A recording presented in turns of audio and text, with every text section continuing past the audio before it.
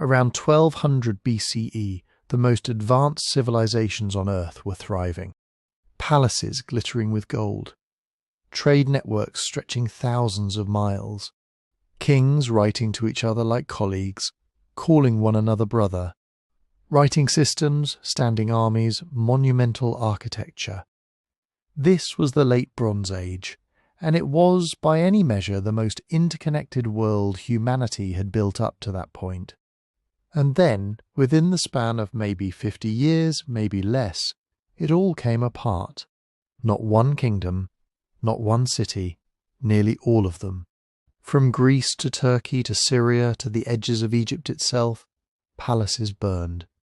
Cities were abandoned overnight, meals left on tables, tools left in workshops, as if the people who lived there simply vanished mid-sentence.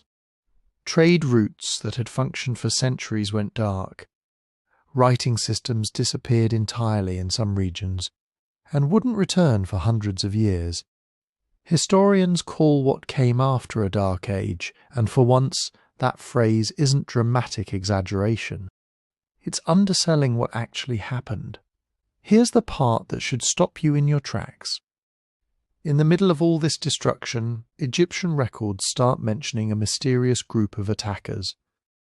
Warriors who came from the sea, coalitions with strange names, Sherden, Denyen, Peleset, names that don't map cleanly onto any nation we can fully identify today.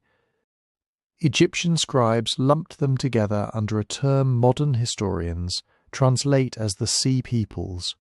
Not because that's what they called themselves. We don't actually know what they called themselves.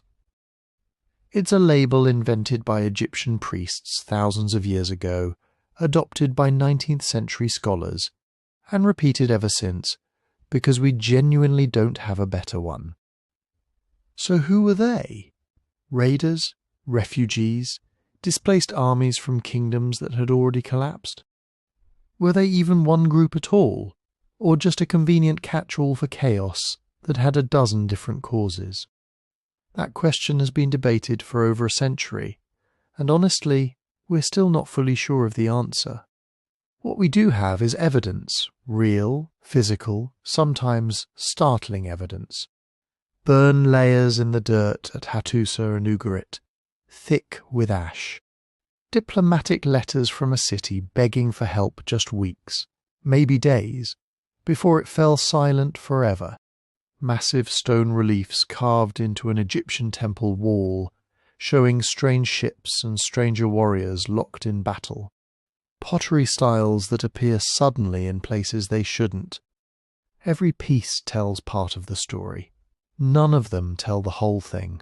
That's what we're doing in this video, piecing together one of the biggest unsolved mysteries in ancient history, a moment when nearly every great power in the known world seemed to fail at once, and asking why. Before we get into it, if you're listening to this while drifting off, or during your commute, or at 2 a.m. because your brain won't stop, drop a comment and tell me where you're listening from and what time it is there. I love seeing these come in. Tokyo at dawn, London at midnight, all reading the same words at completely different moments. It's a small reminder how connected we all still are, 3,000 years after the story we're about to tell. Also, if you want this ad-free, we're on Spotify now, links in the description. Following there and leaving a 5-star review actually helps enormously and costs you nothing but a tap. Now, let's go back to a world that thought it would last forever. To understand how something this big could fail, you first have to understand how big it actually was. Not big like a single empire sprawling across a map.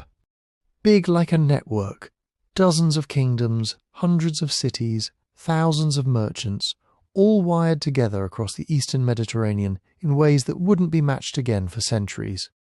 Let's build the picture piece by piece, because the scale of it is easy to underestimate. In Egypt you had the pharaohs of the New Kingdom, ruling from the Nile with the kind of wealth that let them build temples that still stand 3,000 years later. To the north, in what's now central Turkey, sat the Hittite Empire, Hatti, controlling a rugged interior and commanding one of the most feared militaries of the ancient world. Across the Aegean, Mycenaean Greece, not a single kingdom but a collection of palace centres, Mycenae, Pylos, Tiryns, Thebes, each ruled by its own king called a one-axe, each running its own local economy but plugged into the same wider trading world. Further east, Assyria and Babylonia controlled Mesopotamia, ancient even by Bronze Age standards, sitting on trade routes that had existed for 1,000 years before any of this began, and scattered along the coast of the Levant in modern Syria, Lebanon and Israel, dozens of smaller city-states, Ugarit, Byblos, Sidon, kingdoms that weren't superpowers themselves, but were absolutely essential because they sat exactly where the land routes met the sea. Now, here's the thing that made this system genuinely unusual for its time. These weren't isolated kingdoms that occasionally bumped into each other. They were talking constantly. Kings wrote letters to each other, sometimes addressing each other as brother, a formal diplomatic term that signalled equal status between great powers. We know this because hundreds of these letters survived, baked into clay tablets that fires ended up preserving rather than destroying. Egyptian pharaohs corresponded with Hittite kings. Babylonian rulers sent messages to Egypt requesting gold, sometimes complaining when the gold that arrived wasn't as pure as promised. There were royal marriages between dynasties, treaties defining borders and mutual defence obligations, and an entire diplomatic vocabulary for negotiating everything from military alliances to trade disputes. And underneath all that diplomacy sat something even more fundamental. Trade. Not casual trade either. Structural, load-bearing trade that entire economies depended on. Take bronze, the single most important material of the age, the thing that gave the era its name. Bronze isn't found in nature. You have to make it, and making it means combining copper with tin. The problem is that copper and tin rarely exist in the same place. Cyprus had some of the richest copper deposits in the entire Mediterranean world. Tin, on the other hand, had to travel enormous distances, likely from sources as far away as Central Asia or Western Europe, passing through multiple middlemen before it ever reached a Bronze Age workshop. Which means every bronze sword, every bronze plough, every bronze fitting on a chariot represented the end of a supply chain that could stretch thousands of miles. Then there was timber. Egypt, for all its wealth, didn't have great shipbuilding wood of its own, so it imported cedar from Lebanon, the same cedar forests mentioned centuries later in the Bible. Grain moved too, especially from Egypt, which functioned as something like the breadbasket of the region, exporting surplus food to kingdoms whose harvests weren't always reliable. On top of the practical goods, luxury items flowed constantly between courts: ivory, glass, gold jewellery, fine textiles, exotic oils, often exchanged not through simple commerce, but through the ritualized language of royal gift-giving, kings sending treasures to other kings as a way of maintaining status and alliance. Underwater archaeology has actually given us a snapshot of exactly what this looked like in motion. The Uluburun shipwreck discovered off the coast of Turkey sank sometime in the late 1300s BCE, carrying an almost unbelievable cargo: 10 tons of copper, a ton of tin, glass ingots, ebony logs from Africa, ostrich eggshells, elephant and hippo ivory, jewellery from multiple different cultures, a single ship carrying goods from at least 7 or 8 different regions. That's not a local fishing boat. That's globalization, Bronze Age style. So now picture what happens when a system like this gets stressed. If you're a small, self-sufficient farming village, a bad harvest is a disaster, but it's a local disaster. You survive on stored grain, you trade with your neighbours, you wait it out. But if you're a massive palace economy dependent on tin shipments from 1,000 miles away, and something disrupts that shipment, a war, a famine somewhere else in the chain, a change in who controls the trade routes. You don't just lose one shipment. You lose the ability to make weapons. You lose the ability to arm your soldiers. And because your neighbours were depending on you for grain or timber in return, your crisis becomes their crisis too. This is the trade-off that came with interconnectedness. It made these civilizations wealthier and more sophisticated than almost anything that had existed before. It also made them fragile in a very specific way, dependent not just on their own resources, but on the stability of everyone else's. Historians have a term for the economic engine driving a lot of this: palatial redistribution economies. In places like Mycenaean Greece and much of the Near East, the palace wasn't just a royal residence. It was the economic control centre. Farmers and craftsmen produced goods. The palace collected and stored them, and the palace then redistributed them, paying workers, supplying armies, funding temples, managing trade. Linear B tablets from Pylos, for example, show scribes tracking astonishingly detailed inventories. How much wool, how many chariot wheels, how many rations of grain owed to which worker.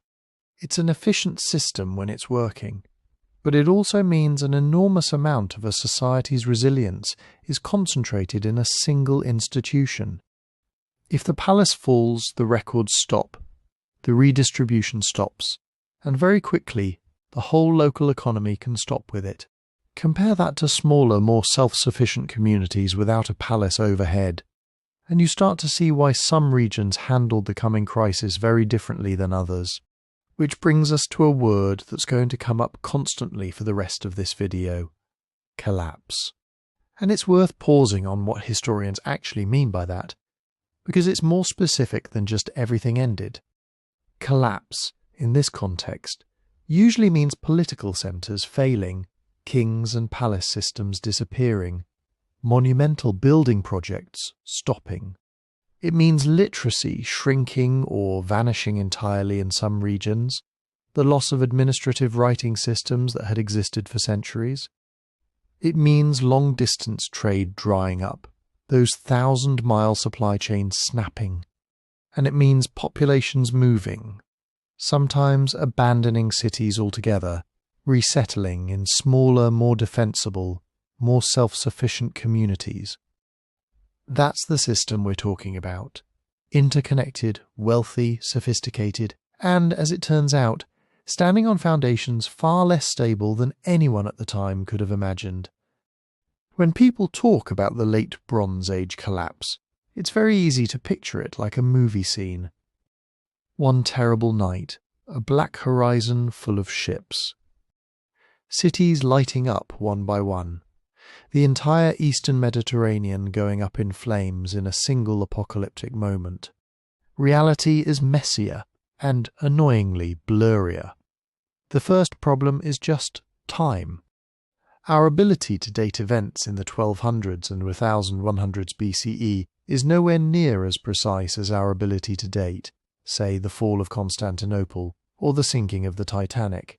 We are working with broken inscriptions, scattered archives, layers of ash under the ground, and several different regional calendars that don't always line up cleanly.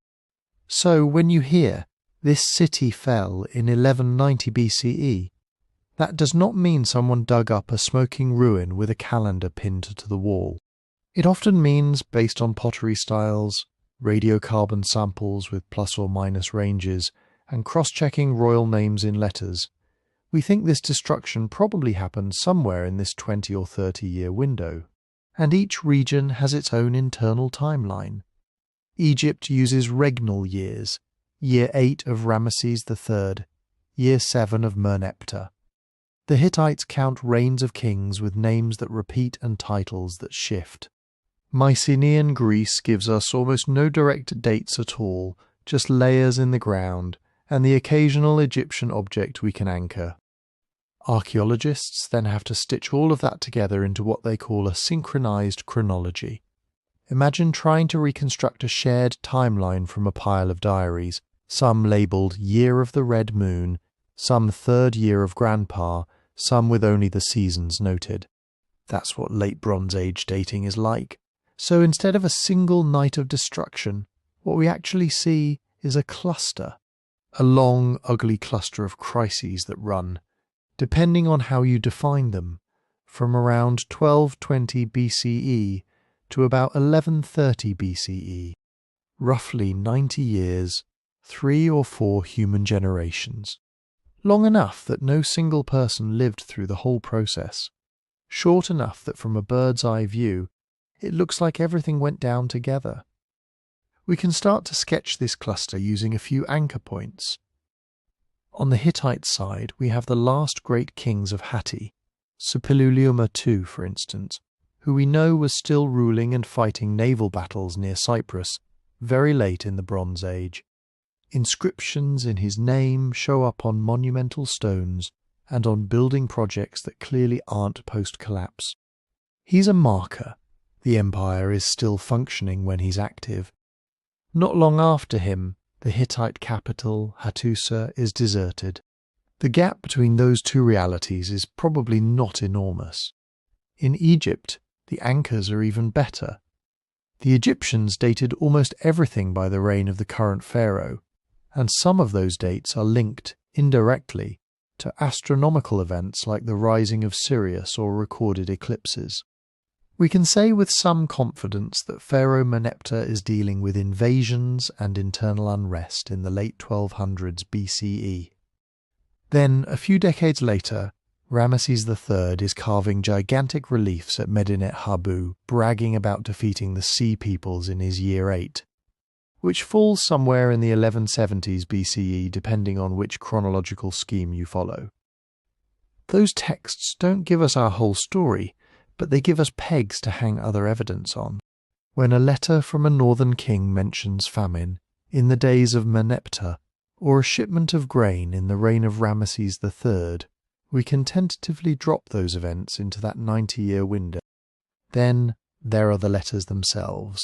The last tablets from Ugarit mention enemy ships, appeals for help to the Hittite king, and frantic attempts to secure grain from Egypt. Some of these letters refer to named kings we can place in the tail end of the Hittite dynasty. That pins Ugarit's final crisis very late in the story, likely within a decade or two of Ramesses III's Sea Peoples' Wars. Over in the Aegean, the palace of Pylos in Greece burns somewhere in this same broad frame. We date it using pottery sequences, the style of the Linear B tablets that were baked in that final fire, and a few imported objects that tie Mycenaean layers to better dated Egyptian material. It doesn't line up down to the year, but it's late. Late enough that by the time Ramesses III is writing about foreigners coming from the midst of the sea, the Mycenaean palace world is already in deep trouble or gone. Now, how do we actually see collapse in the ground? Archaeologists talk about destruction layers. You dig down through centuries of occupation at a site, and then you hit it, a thick band of ash and rubble. Collapsed walls, charred beams, broken pottery lying where it fell. Sometimes you even find sling stones or arrowheads embedded in the destruction, or smashed statues and hacked doorways. It's very tempting to look at each of those layers and say, invasion. One big battle. This was the Sea Peoples, but the reality is more complicated. Not every destruction is war. Fires happen, earthquakes happen. Sometimes a palace burns and is rebuilt within a few years. Sometimes a city is battered by conflict, patched up, and only truly abandoned decades later. Sometimes there is no clear ash layer at all, just a slow thinning out of occupation, a shift from big buildings to scattered huts. And even when there obviously was violence, that doesn't tell you who swung the sword. A burned city in 1180 BCE could have been destroyed by an outside raiding group, by a rival kingdom, by an internal rebellion, or by a local power vacuum that turned into a civil war. Later scribes might blame foreigners, but they were often writing propaganda, not investigative reports. This is where the timeline problem bites hardest. We have dozens of sites showing destruction or abandonment. We can group many of them into the 1220 1130 BCE range. But whether a particular city fell 5 years before another, or 25, is often impossible to know. The error bars overlap. From inside those societies it may not have felt like a slow fade at all. If you're a scribe in Ugarit, and in your lifetime you go from a humming port city plugged into an international system to begging for grain while strange fleets appear off the coast, that's collapse. Whether the Mycenaean palaces burned 10 years earlier or 20 years later doesn't change the human experience that everything solid is suddenly fluid. This is the key expectation to carry forward. What we call the Late Bronze Age collapse wasn't a single event. It was a long sequence of stresses and failures, some local, some regional, some maybe even global in origin, which overlapped enough that from a distance they blur into one catastrophe. And that blur is exactly where the Sea Peoples appear. If we want to understand who they were and what they did, we have to zoom in on one of the few moments in this messy timeline where we can actually hear the actors speaking for themselves. If we want to hear these people speak, really speak, we have to rewind a bit. Before the fires, before the last frantic messages from Ugarit, there was a moment when this late Bronze Age system was humming. Not perfectly, not peacefully, but recognisably intact. And for that world, we have something almost miraculous, an archive of their emails. Scholars call them the Amarna letters. Around the mid-14th century BCE, about a century and a half before the classic collapse window, the Egyptian pharaoh Akhenaten built his weird new capital at Akhetaten, modern Amarna. When he and his successors abandoned it, they accidentally did us a huge favour. They left behind hundreds of clay tablets in the palace archives. They weren't Egyptian texts.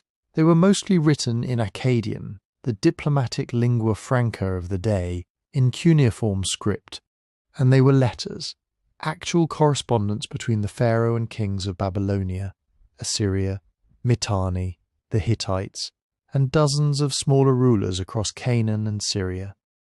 This is our best written snapshot of the late Bronze Age system in full working order. What do they talk about? Everything you would expect powerful, anxious people to talk about. First, there's the performance of friendship, great kings addressing each other as brother, insisting on how much they love each other, and then immediately complaining about shipments that are late or gifts that weren't up to standard.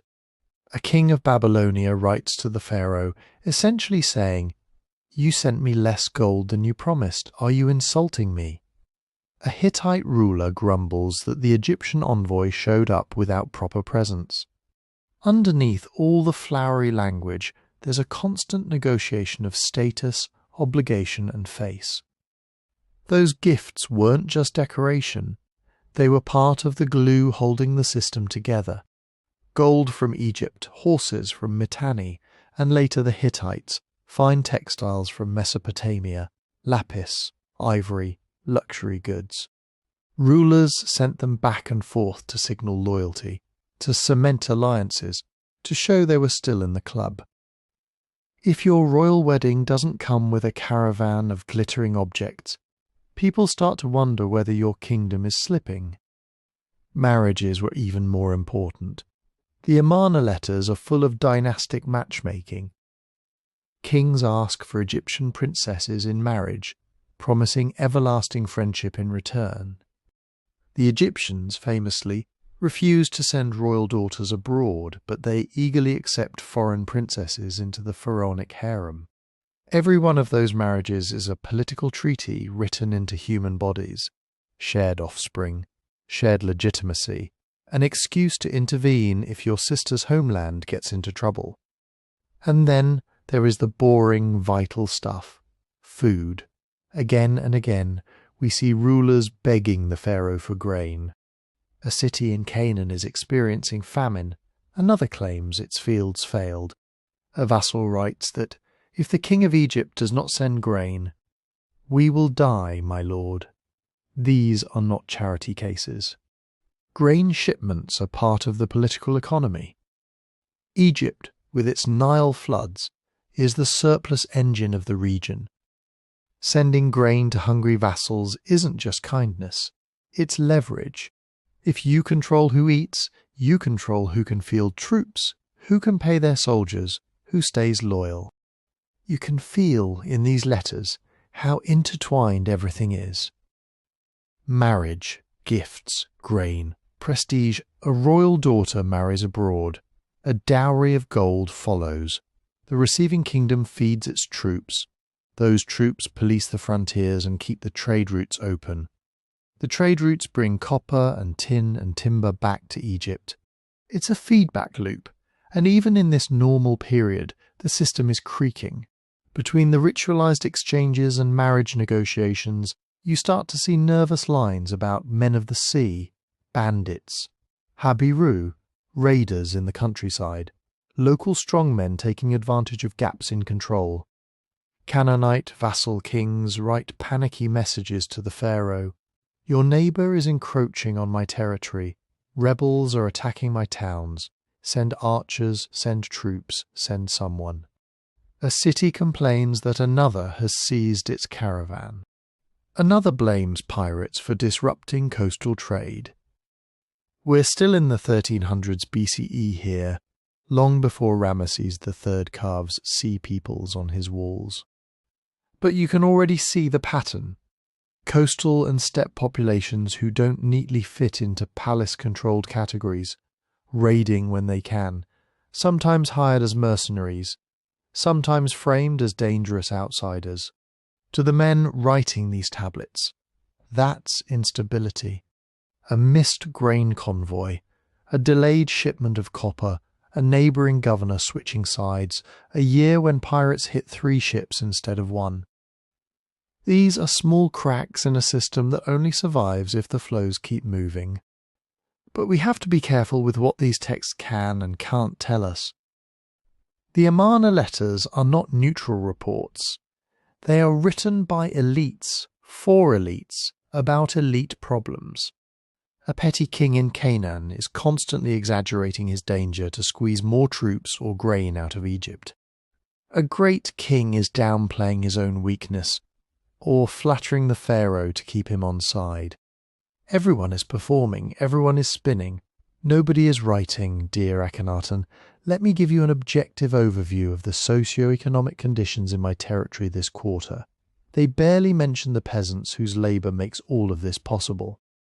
They don't tell us what's happening in small inland villages, or among pastoralists on the fringes, unless those people become a problem for tax collection or military recruitment.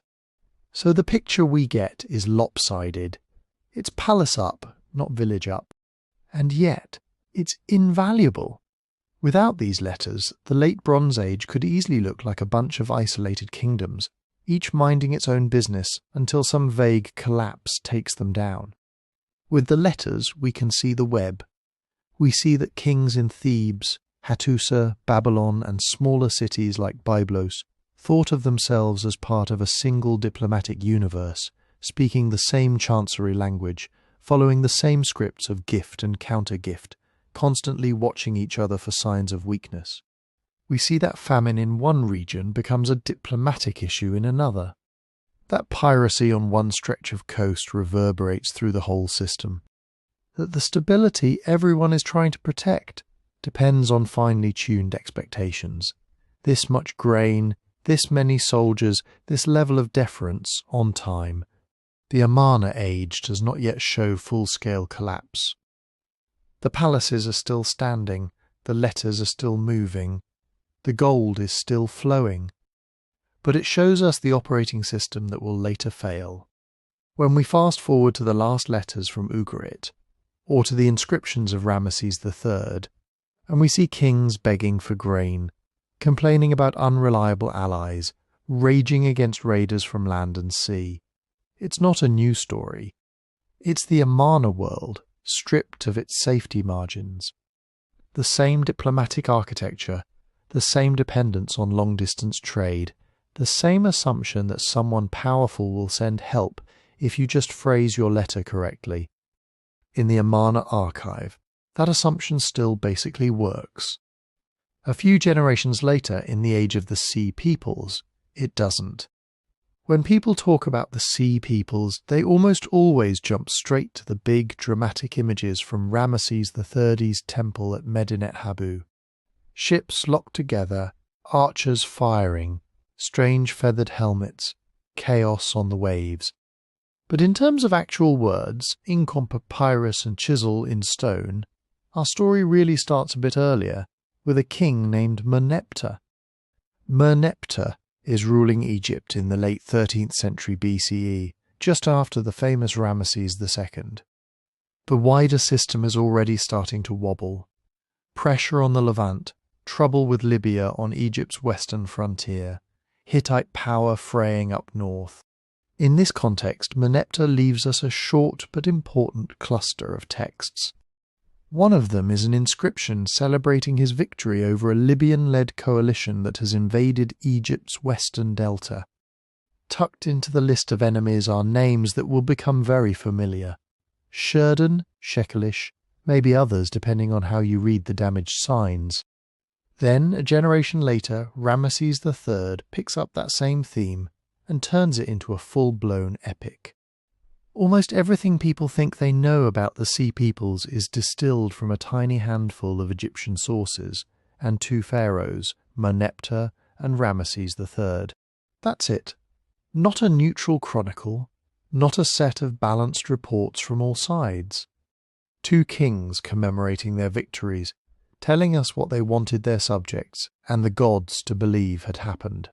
This is where we have to clarify a modern confusion. The phrase Sea Peoples sounds like an ancient, self-described ethnic category. It isn't. The Egyptian texts don't give us one single label that literally means Sea Peoples and then define it. What we have are lists of foreign groups, often written with a determinative sign that indicates foreign people, and sometimes described as coming from the islands or from the midst of the sea. Modern scholars, reading these scattered references, have bundled them together and coined a convenient umbrella term, Pebbles of the Sea. Over time, that modern label has hardened into the Sea Peoples with capital letters and a definite article, as if we were talking about a fixed alliance with a logo and a flag. The reality inside the inscriptions is much messier. If you look closely at what Merneptah and Ramesses III actually name, you see a kind of roll call: Sherden, Shekelish, Peleset, Jekka, Denyen, Weshish, Ekwesh, Teresh, Luka, and a few others depending on which text and which reading you trust. Those names are what historians call ethnonyms, labels for groups, which may or may not correspond to what those people called themselves. The temptation to match them to later, better-known names is enormous. Sherden, Sardinia, Denyen, the Greek Dinarans of Homer, Peleset, the Philistines of the Bible, Jekka may be linked to later names on the Levantine coast. You can feel the pull. It would be so satisfying if we could just line them all up on a map and say, there, mystery solved. But we have to be brutally honest about the evidence. The phonetic similarities are intriguing. Some archaeological patterns line up suggestively with certain theories. Still, none of these identifications is universally accepted. Every match comes with alternative proposals and counter-arguments. Shifts in pronunciation over centuries, scribal habits, political labels that move with mercenary groups or confederations rather than with stable nations. So when we list these names, we should almost hear a question mark after each one. Sherden, something like Erden, whoever they were, Peleset, something like PRST. Concrete sounds, but floating in a sea of uncertainty about where exactly to pin them.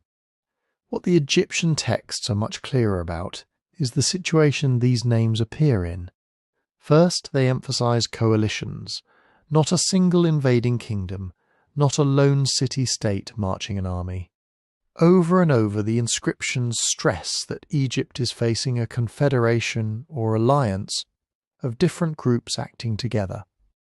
In the Libyan War of Merneptah, Libyan leaders recruit Sherden and Shekelesh as part of their force.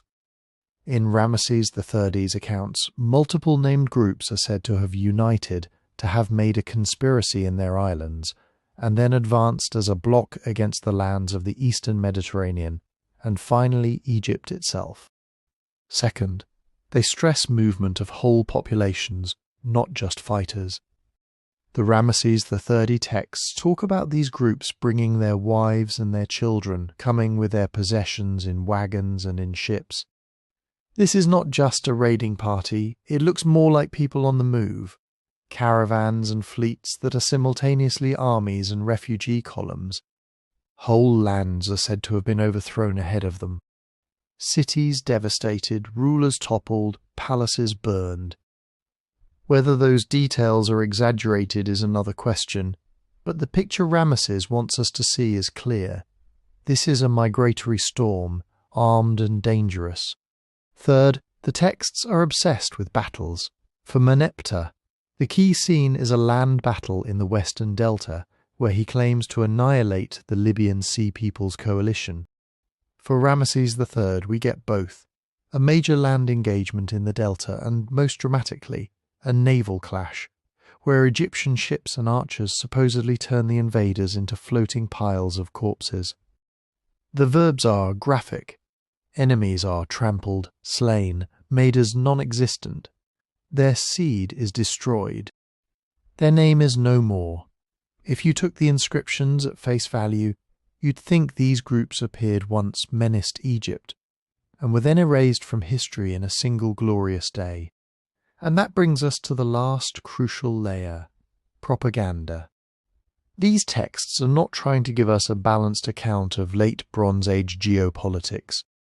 They are victory monuments carved on temple walls and recited in ritual, whose main job is to portray the pharaoh as the defender of cosmic order. In Egyptian ideology, the world is a constant struggle between Mat, order, balance, rightful hierarchy, and Isfet, chaos, disorder, the dangerous outside. Foreign coalitions roaming the seas, entire families in wagons, cities burning across the horizon. That is textbook Isfet. It is the nightmare image of the world coming apart, of borders dissolving, of the carefully managed system turning into something wild and unpredictable. So when Merneptah and Ramesses III describe peoples from the sea wrecking the Levant and storming toward the Nile, they are not just reporting an event. They are setting up a contrast. On one side, chaos, faceless masses, strange names, pirates, refugees, mercenaries, invaders, all blurred into a single threatening wave. On the other side, the pharaoh, singular, named, anchored in a temple, restoring order by force of arms and divine favour. The more catastrophic the invasion sounds, the more glorious the victory looks. The bigger the coalition of enemies, the more impressive the lone king who defeats them. That's the logic of royal inscription. None of this means nothing happened. Something clearly did. The Egyptians did fight serious battles. They did face armed groups arriving by land and sea. Their neighbours really were collapsing. But when we try to reconstruct the story behind the sea peoples, we're doing it through a lens that is designed to distort. The lists of names are squeezed into a narrative whose primary goal is to celebrate a king, not to explain a phenomenon. To get closer to what was actually happening on those coasts and islands, we have to step off the temple wall and look sideways at what the reliefs show, at what other cities were writing as they died, at what the ground itself remembers when the texts fall silent. If you walk along the north wall of Ramesses III's mortuary temple at Medinet Habu, the propaganda from the last section turns into stone cinema. The naval battle unfolds almost like a storyboard. You see Egyptian galleys with their characteristic high, curling sterns and prows, crewed by archers standing in dense ranks. Their job is not to ram, but to turn enemy ships into shooting galleries. Bows are pulled back to the cheek, arrows fly in elegant, deadly arcs. Opposite them, the Sea People's ships. They have those strange upturned ends too, but without the tall, ornamental papyrus-style finials Egyptian artists love to give their own vessels. Many scholars see a different hull shape altogether, broader beams, higher freeboard, a silhouette. Some have linked to Aegean or Anatolian types.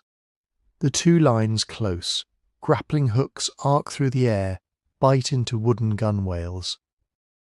Suddenly the clean separation between navy and infantry disappears. On the relief, men tumble over the sides. Bodies are upside down in the water, legs kicking.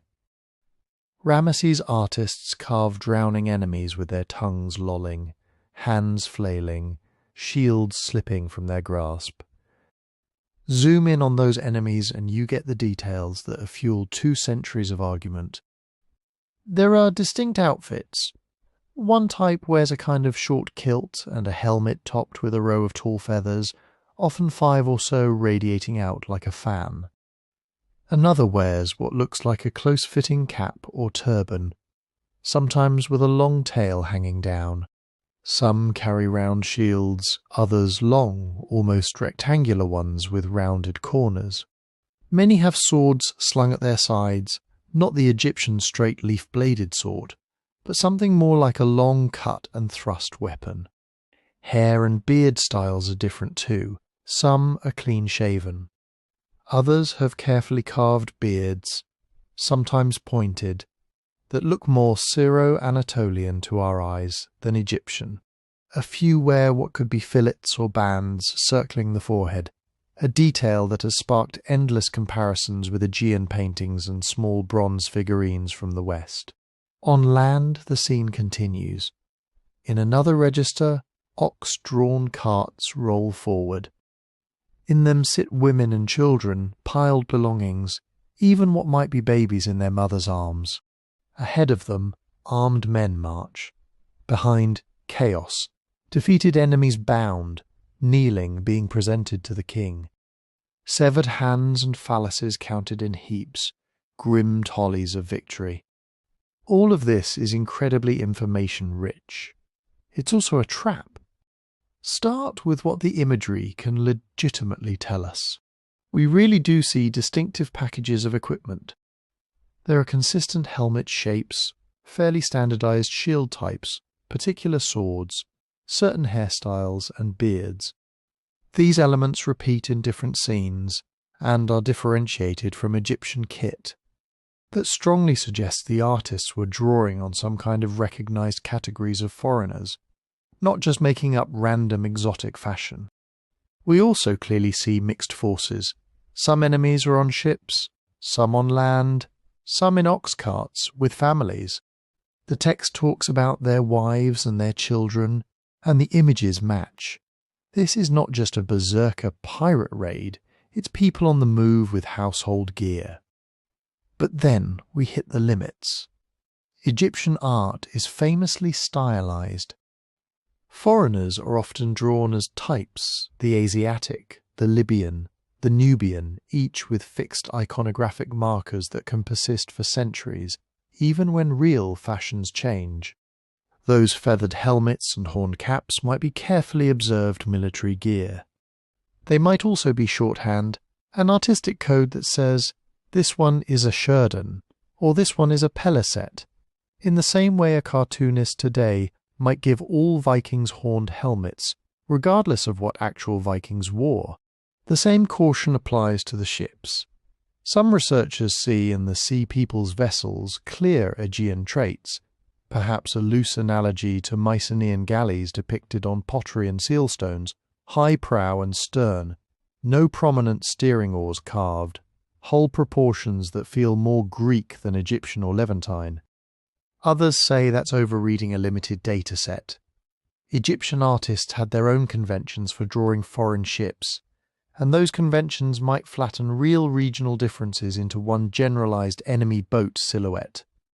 Still others point out that by the late 13th and early 12th centuries BCE, ship technology in the eastern Mediterranean was a shared toolbox. Hull shapes, rigging styles, and ornamental features could move with shipwrights, mercenaries, and trade contacts. A ship that looks Aegean might be crewed by Levantines, built in Cyprus, paid for by an Anatolian prince. So when someone says, these hulls prove the sea peoples came from the Aegean, or this stern decoration means they were Anatolian, that's going well beyond what the reliefs can securely deliver. At best, the iconography hints that the Egyptians associated these particular enemies with seafaring cultures that used a slightly different naval package than their own. Not that we can draw a precise dotted line from a chiselled prow to a specific island. Then there's the migrant families motif. The carts and women and children are some of the most haunting elements at Medinet Habu. It's easy to look at them and say, this is a refugee column, a displaced population trying to resettle. That reading underpins models that frame at least some of the sea peoples as climate or famine migrants, not just raiders. But alternative readings exist. One is deportation. These carts might be prisoners under Egyptian control, being marched away after Ramesses' victory, the families of defeated warriors forced into resettlement as labourers or military colonists. Another is that the scene compresses time. The artists show in one band both the armed advance toward Egypt and the aftermath, when the pharaoh has captured and is now relocating survivors. And then there's the rhetorical possibility. In Egyptian royal art, the king is the protector of Egypt's households, women, children, dependents, against dangerous outsiders. Showing enemy families can be a way to emphasize how total the threat was, how far the chaos extended beyond elite warriors into the very fabric of foreign lands. It says, not just soldiers came against us, but entire peoples, and we crushed them all. Methodologically, we have to hold two thoughts at once. Medinet Habu is not a photo. It is a highly curated story, carved in stone, designed to make Ramesses III look like the saviour of the world order. Proportions are off. Perspectives are collapsed. Scenes from different moments are slid together. Enemy types are exaggerated, standardized, or caricatured to make the contrast with Egyptian order as stark as possible. But within that stylization, there are signals. The fact that the artists bothered to distinguish different helmets and shields at all, the way ships are arranged and engaged, the presence of civilians and carts, not just lines of infantry. These are clues, even if they're filtered through ideology. So, as we walk past those famous reliefs, ships crashing together, archers firing, migrants or prisoners in wagons, bound captives on their knees, we should see both layers at once. On one level, this is political theatre, chaos thrown at Egypt, Egypt triumphing, the king as the eye of the storm. On another, it's our sharpest, if distorted, window into what it looked like when the late Bronze Age started to come apart. Multi-ethnic coalitions, maritime warfare, population movements so large that even a propagandist couldn't ignore the families on the road. To get beyond Ramesses' spin, though, we have to leave his temple again and listen to voices that didn't get to carve their victory stories in stone, letters written in panic from cities that saw those ships on the horizon and knew they couldn't stop them. If you step away from the carved bombast of Medinet Habu and into the ruins of a much smaller kingdom, the story suddenly gets quieter, more intimate, and much more terrifying. Welcome to Ugarit. In the late 13th and early 12th centuries BCE, Ugarit was a coastal hub on the North Syrian shore, almost perfectly positioned between Anatolia, Cyprus, and the Levant. It sat at the hinge of the system we've been talking about, Hittite influence from the north and east, Cypriot copper ships from the west, Canaanite and Egyptian networks to the south. It was rich. Its merchants handled cargoes of copper, tin, grain, textiles, luxury goods. Its palace oversaw trade treaties, diplomatic marriages, and everyday lawsuits. And crucially for us, Ugarit was literate in a big way. The city used Akkadian cuneiform for international correspondence, its own alphabetic cuneiform for local business, and kept archives in palaces and private homes. Those archives didn't burn away into nothing. Some of them baked. When the city was destroyed, fires swept through storerooms full of clay tablets. Heat hardened the tablets instead of erasing them. Centuries later, when archaeologists dug into collapsed walls and ash layers, they started finding letters that read like the last emails in an inbox before the server goes offline forever. Unlike Ramesses III, the king of Ugarit didn't get a victory relief. What he left behind are broken conversations, cut off mid-crisis. One letter, probably from the king of Ugarit to the king of Alashia, that's Cyprus, has become almost iconic. The Ugaritic king complains that enemy ships are ravaging his land, and that he has no fleet at home to respond, because his own ships and crews are away, presumably on royal business. He begs for help. That's a very different tone from, "I crushed the invaders under my divine sandals." It's, "My coast is being hit, my harbour is empty, I'm exposed." In another letter, an Ugaritic official reports to his king that enemy vessels have been sighted, that towns are already burning. There's a sense that this is not a hypothetical threat, not rumour. It's happening now. We also get a chilling document from a Hittite official, probably writing to Ugarit, about the return of grain shipments and the importance of maintaining the flow because of famine conditions. He warns about hostile ships in the region. Trade and relief supplies are already under pressure when the raiders appear. Put these together, and you start to see why historians obsess over Ugarit's last letters. For this one node in the Late Bronze Age network, we don't just have archaeology, we have timestamps of fear.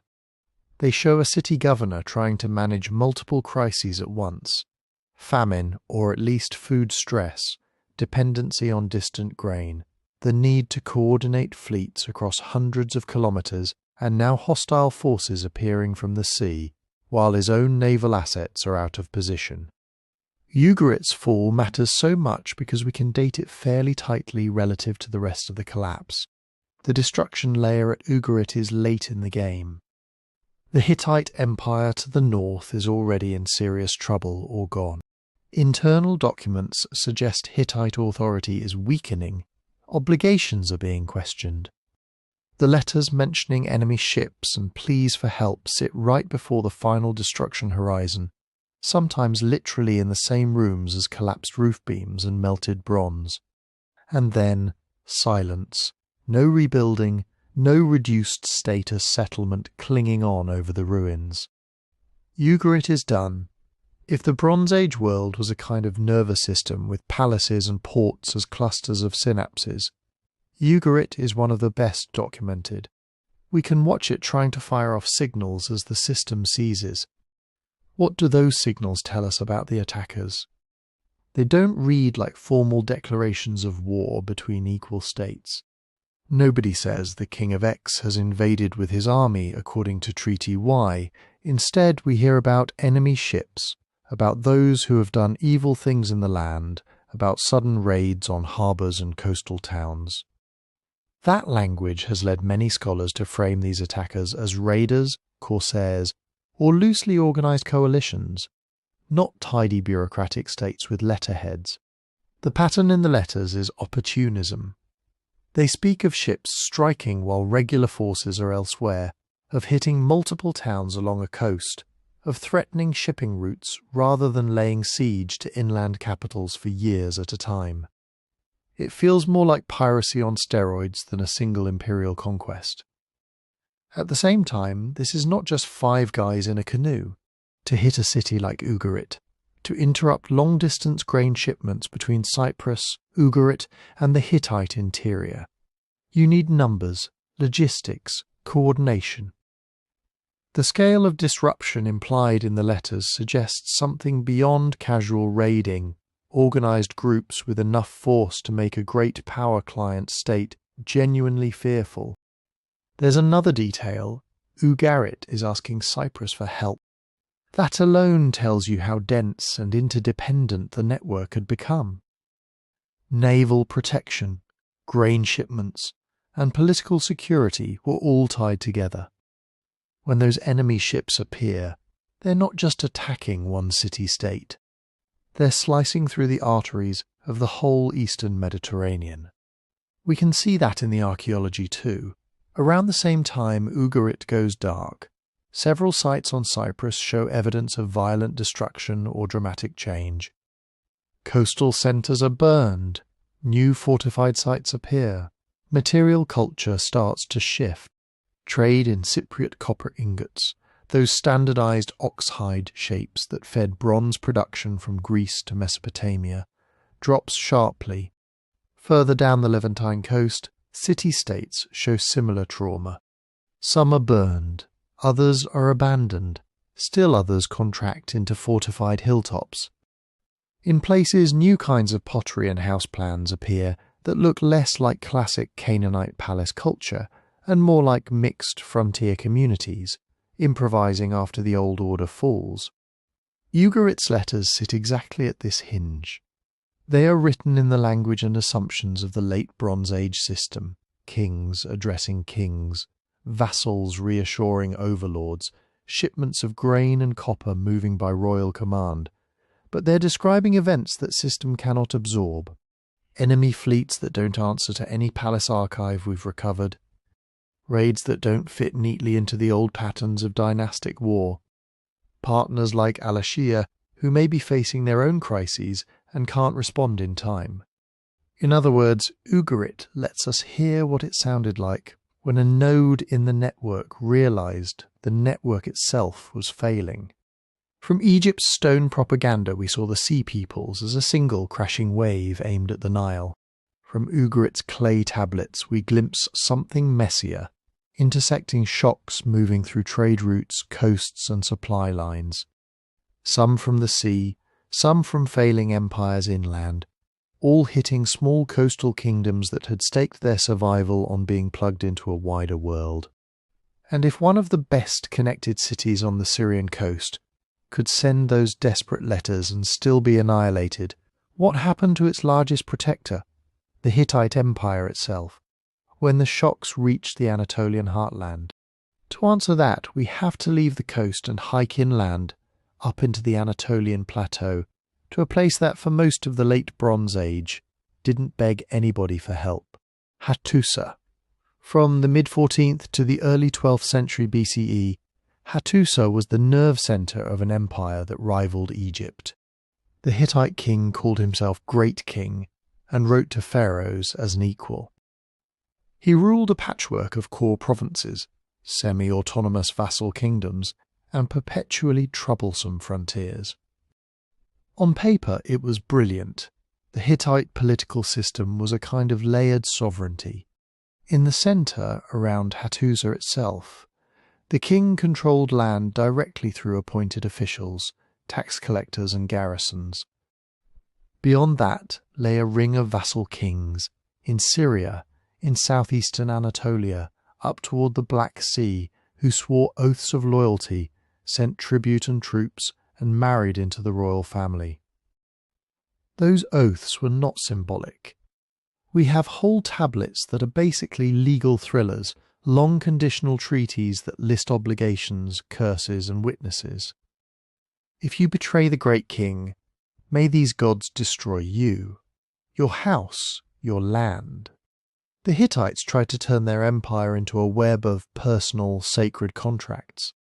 But the strength of that system was also its weakness. Because everything ultimately flowed through the person of the king and his household, succession was a recurring nightmare. The royal family was large, polygamous, and politically lethal. Princes, brothers, cousins, and in-laws all had plausible claims. Every new reign risked civil war, noble revolts, or opportunistic uprisings on the frontiers.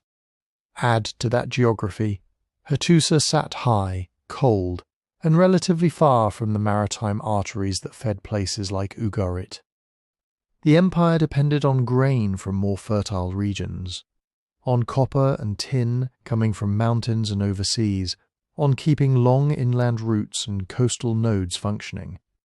When things were going well, Hattusa could coordinate all this through its famous bureaucracy, archives full of tablets recording rations, lawsuits, diplomacy, and temple offerings.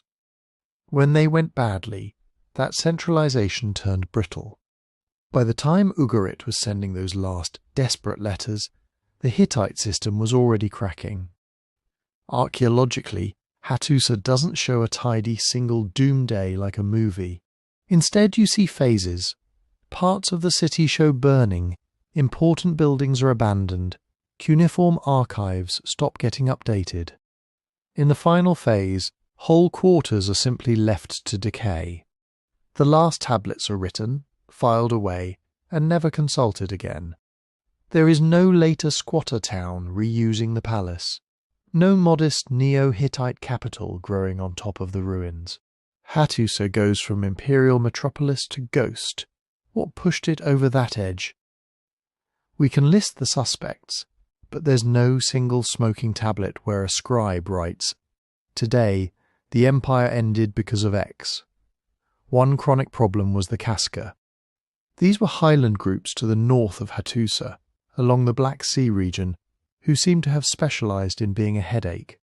For centuries they raided Hittite lands, burned temples, disrupted roads. Hittite annals read like a running feud, campaigns against the Casca, resettlements of their people, bitter complaints about their unreliability. Think of the Casca as a standing stress fracture along the northern frontier. In good years the empire could spare troops and grain to keep them in check. In bad years that frontier could ignite. Then there were the succession issues. In the generations before the collapse, Hittite kings like Suppiluliuma I, Mursili II, and Hattusili III pulled off impressive political balancing acts, coups, adoptions, rehabilitations of rival branches. That kind of high-wire act doesn't go on forever. Each contested succession broke trust, alienated elites, and gave vassals excuses to test the limits of obedience. By the late 13th century BCE, the empire was also running into the same pressures we've already seen on the coast: famine and trade breakdown. Remember that letter about grain shipments and hostile ships? That wasn't just Ugarit's problem. It was a Hittite official worrying that lifeline cargoes of grain, probably coming from Egypt or from the southern Levant, might not make it to the Anatolian interior. Other texts from this period mention hunger, population transfers, and forced relocations of farmers to shore up production. If you're an inland empire, and your far-flung coastal dependencies start wobbling, Cyprus hit, Ugarit hit, Levantine routes under threat, your access to imported grain and metals goes with them. Copper for weapons, tin for bronze, surplus food to feed armies and palace workshops. You can feel the feedback loop. Unrest at the borders, more troops needed, more food needed, while the very trade routes that supply that food and metal are being attacked. So where do the sea peoples fit into this? Most reconstructions don't picture a massive sea people's armada sailing up into the Anatolian plateau and storming Hattusa directly. There's no Egyptian-style relief where a Hittite king boasts about repelling the Peleset and the Sherden from his gates. The archaeological signature at Hattusa, partial burning, abandonment, no obvious foreign material culture suddenly appearing, doesn't scream conquest colony. Instead, the sea peoples are more likely indirect arsonists. If hostile fleets are hammering the coasts of Syria and Cyprus, burning ports, interrupting shipments, those are the very arteries that fed the Hittite imperial body. Cut them, and the interior organs start failing. Vassal kingdoms like Ugarit lose confidence or get wiped out. Grain stops arriving. Mercenaries and garrisons go unpaid. uprisings and frontier raids intensify. In that environment, groups like the Casca don't need to be sea peoples. They just need to sense weakness. A distracted, hungry, divided Hittite core is a perfect target for long-standing enemies and restless subjects. So Hattusa's fall is probably the sum of many blows: internal succession crises, chronic frontier wars, climatic or agricultural stress, and then, at the worst possible moment, maritime disruption from the very raiders Egypt would later call the peoples of the sea. And yet, just like with Ugarit and Cyprus, collapse here doesn't mean everyone vanishes. When Hattusa goes dark, Hittite culture doesn't evaporate. In the centuries that follow, we see a constellation of so-called Neo-Hittite or Syro-Anatolian states pop up to the south and east, places like Carchemish, Melid, Kumu. Their rulers carve inscriptions in hieroglyphic Luwian, use Hittite-style royal titles, worship familiar gods. The artistic styles, lions, sphinxes, royal processions echo imperial Hittite motifs with local twists. These are not mere refugees. They're fragments of the old elite, rerouted closer to the surviving trade routes of northern Syria and the upper Euphrates, adapting to a new world of smaller kingdoms and shifting powers. So when we talk about the disappearance of the Hittite Empire, what really vanished was the particular experiment of a centralized Hattusa-based superstate. The languages, the gods, the diplomatic habits, even some of the archives kept going in smaller, tougher packages. The late Bronze Age system was losing its biggest Anatolian hub, but its people and traditions were already flowing into new channels.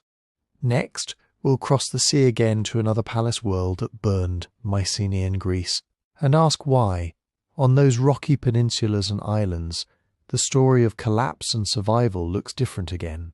If Hattusa was an inland command centre, Mycenaean Greece was a string of fortified islands in a sea of trade.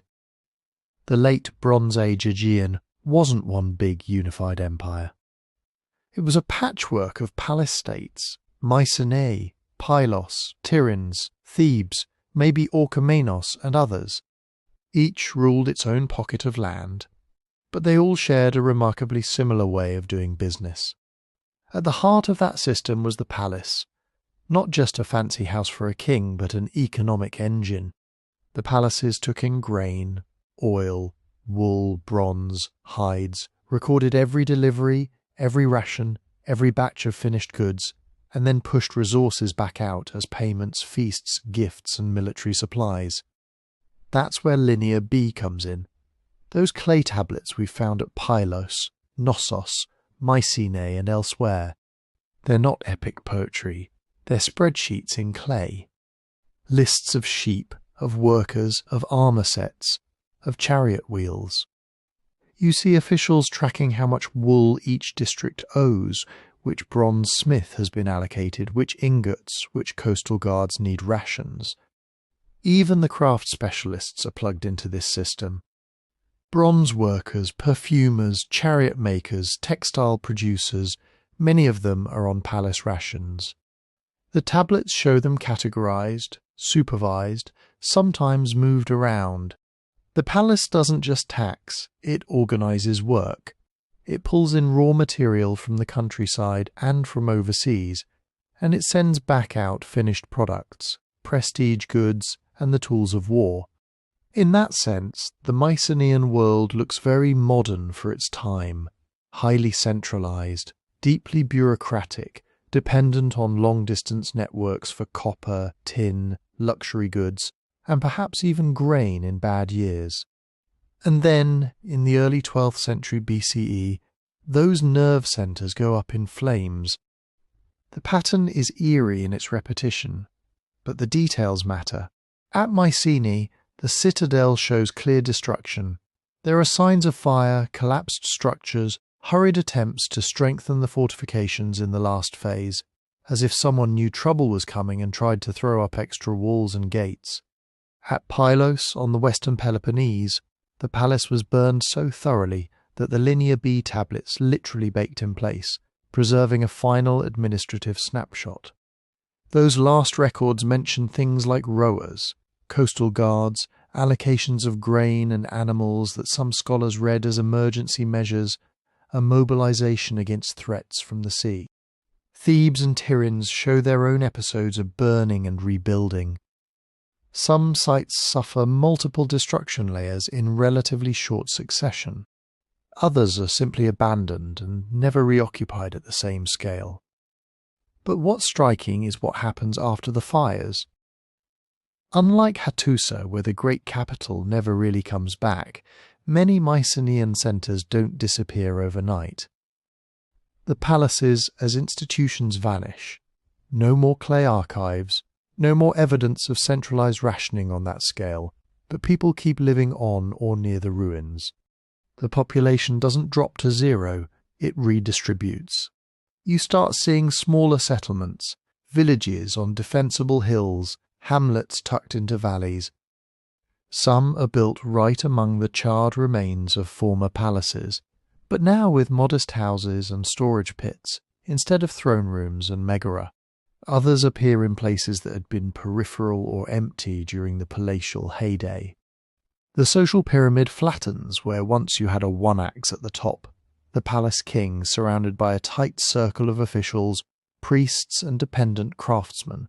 Now authority seems more local, more diffuse. Big coordinated building projects vanish. Monumental tombs stop being constructed in most places.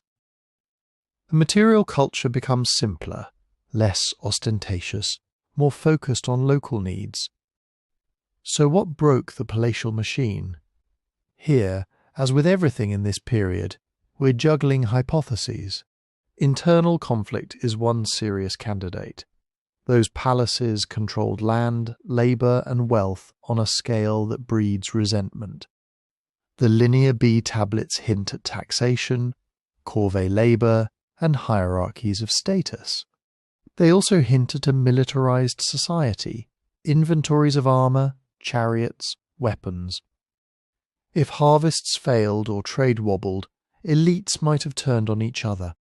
Rival factions, would-be kings or disgruntled regional leaders could have seen an opportunity to topple the central court. Some scholars read the final phases at Pylos and Mycenae as signs of civil war. Hurried fortifications, destruction concentrated in elite areas, no clear evidence of foreign occupiers afterwards.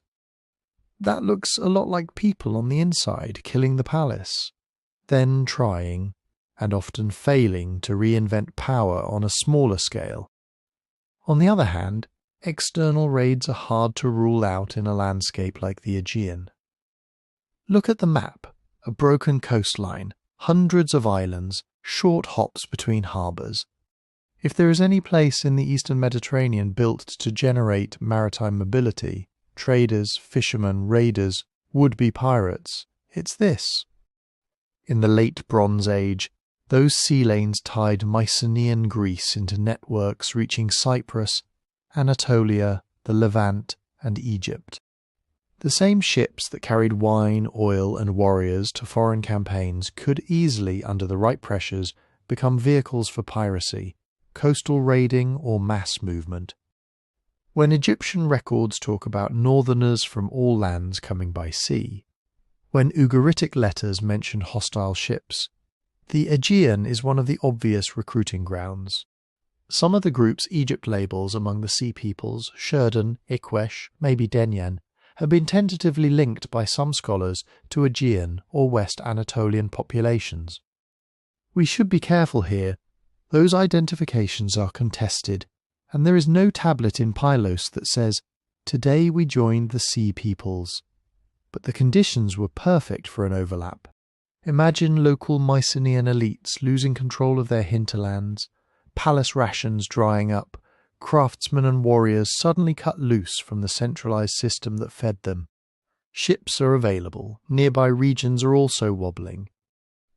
The line between trader, mercenary, refugee, and pirate gets very thin, very fast. In that world, some Greek-speaking groups could be both victims and perpetrators. their homelands suffering fires and abandonment, while some of them take to the sea, hiring out as muscle or raiding on their own. What we can say with more confidence is this. By the time we step into the early Iron Age, the landscape of Greece has been fundamentally reorganized. The palatial bureaucracies vanish, but the people don't. They adapt over generations, power devolves to smaller communities. New settlement patterns emerge. Writing disappears for a while, Linear B is gone, but oral traditions survive and mutate. Weapons shift from bronze to iron. Burial customs change. Local identities harden. Out of this long, uneven transition will eventually come the world of the early Greek polis, the city-states that, centuries later, will look back on a half-remembered age of heroes and tell stories about Mycenae, Pylos, and Troy. But we're not there yet. For now, as the palaces fall and society regroups in hilltop villages and coastal enclaves, the Aegean becomes one more unstable mobile frontier in a Mediterranean where ships can mean salvation, starvation, or sudden fire. To understand just how crucial those sea routes were and why their disruption hit everyone so hard, we need to look at the metal that powered the Bronze Age and the island that supplied so much of it, Cyprus. If the Aegean was a web of palaces clinging to the coasts, Cyprus was the battery pack plugged into the whole system. You can't have a Bronze Age without bronze, and you can't have large-scale bronze production without enormous quantities of copper. Tin is rare and scattered. Copper is the bulk ingredient. Cyprus sits in the eastern Mediterranean, with copper ores practically spilling out of its geology. That's not just a linguistic coincidence. Many historians think our word copper ultimately traces back to cyprium, the metal from Cyprus. By the 13th and 12th centuries BCE, Cyprus is no sleepy backwater. It's a heavily plugged-in node in the Late Bronze Age network. Inscriptions from Egypt, letters from Ugarit, finds in the Aegean. Again and again you see Cypriot copper and Cypriot goods. Uliburan-style shipwrecks, carrying tons of copper ingots, those iconic oxhide shapes, often have signatures matching Cypriot sources. Workshops on the island are churning out not just raw ingots, but finished bronze tools, luxury items, and those distinctive Cypriot pottery styles that show up from the Levant to the Aegean. Politically, the island seems to have been organised into powerful centres. Places like Enkomi, Kitchen, Holosalt and Teki, each with its own harbour access, storage complexes, and industrial zones. Some scholars think there may have been a single overarching kingdom at times. Others see a loose mosaic of city kingdoms. Either way, these were not isolated villages. They were plugged directly into the palace economies of the mainland, and the connection ran both ways. Cyprus exported copper, timber, crafted goods. In return, it imported grain, oil, textiles, prestige items, perhaps even political protection. Egyptian texts mention Alashia, usually identified with Cyprus, as both a trading partner and a diplomatic player. Letters talk about shipments of copper as part of royal gift exchange, but don't be fooled by the polite phrasing. Those gifts were the arteries of the military machine. Because think about what bronze really meant in this world. A Bronze Age chariot isn't just wood and leather. It's bronze fittings, bronze tools to shape the wood, bronze weapons for the warriors who ride it, bronze razors and jewellery that mark elite status. Infantry need spearheads, sword blades, arrowheads. Farmers need sickles and plough fittings, craftsmen need chisels and awls. The entire upper tier of technology, from palace scribes, carving out seal stones to carpenters, fitting ship timbers, depends on a steady flow of workable metal. Interrupt that flow and the consequences ripple far beyond the battlefield. The archaeological record on Cyprus in the late 13th and 12th centuries shows that something did in fact interrupt it. Several major sites on the island experienced destruction layers or drastic reorganization. Enkami, one of the key eastern harbours, shows multiple episodes of burning and rebuilding. Fortifications are strengthened. At Kitchen, there are signs of violent destruction, followed by new construction with a different layout and perhaps a different cultural flavour. Other coastal sites shrink or shift inland. Storage facilities and industrial areas get reorganized or abandoned. It doesn't look like a simple single invasion that wipes the slate clean. It looks like prolonged instability, raids, fires, power struggles, and probably shifting trade routes. Some harbour towns seem to contract while others rise. There may have been internal competition between Cypriot centres taking advantage of wider chaos. Now layer on the maritime insecurity we've already seen. Ugarit's last letters speak of hostile ships. The Aegean is full of people whose economic worlds are collapsing, some of whom are now very experienced at rowing long distances with weapons in hand. Mycenaean and Levantine palaces that once sent and received cargoes under relatively stable diplomatic umbrellas are suddenly facing piracy, refugee fleets, and maybe outright organised warbands. If you're a Cypriot harbour elite in this moment, your business model is in real trouble. Convoys get harder to protect. Insurance, in the form of foreign allies and predictable rules, evaporates. Sending out tons of copper by sea is no longer just profit, it's risk. Receiving grain and other staples in return is no longer guaranteed.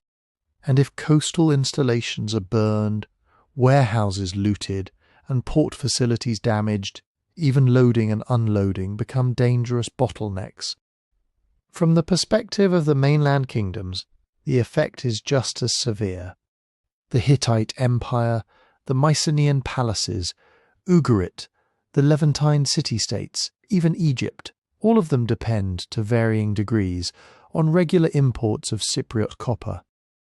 When those shipments become irregular, smaller, or are lost entirely, the impact shows up everywhere from military planning to daily work. Bronze Age militaries are consumptive beasts. Weapons break, get lost, or are ritually deposited in temples and graves. Chariot fittings wear out. Armour needs maintenance. This isn't a one-time investment, it's an ongoing cost. As long as copper and tin keep flowing, palaces can afford to keep gearing up armies, rewarding warriors with equipment, and equipping allies. But now imagine a few years where ships go missing. Coastal warehouses burn, insurance premiums in the form of extra garrisons, escorts, bribes skyrocket. Crop failures elsewhere mean you can't easily swap surplus food for metal. Suddenly the spreadsheets written in clay start to break down. You can't equip as many chariots. You start repairing old weapons instead of commissioning new ones. Maybe you shift to cheaper, simpler spearheads. Maybe you cut back on bronze tools issued to farmers and craftsmen, which then hits agricultural productivity, which then shrinks the tax base that funds your military. This is where iron creeps into the story, but not as a neat Bronze Age off, Iron Age on switch. Iron was already known in the late Bronze Age, often as a rare prestige material. Meteoric iron in particular has a long history of being treated almost like a sacred stone. Early iron objects are small, symbolic, daggers, jewellery, ornamental fittings. They're not yet the cheap, mass-produced weapons of later centuries. During the 12th and 11th centuries, you see more iron appear in the archaeological record, but the transition is patchy. Some regions adopt iron tools and weapons faster. Others cling to bronze where they can. For a long time you actually see mixed equipment, bronze and iron side by side in the same graves or hoards. Part of that is technological. Smelting and working iron is harder than copper. It requires different furnaces, different techniques, different craft knowledge. The smith's skill becomes even more critical. Early iron isn't automatically superior to good bronze. Often it's brittle or soft. It takes generations of trial and error before ironworking reaches a level where it can fully displace bronze militarily. But part of it is economic pressure. If your access to copper is erratic, and tin sources are even more distant and fragile, experimenting with locally available iron ore starts to look very attractive, even if the results are initially inferior. Iron doesn't need long-distance sea routes in the same way.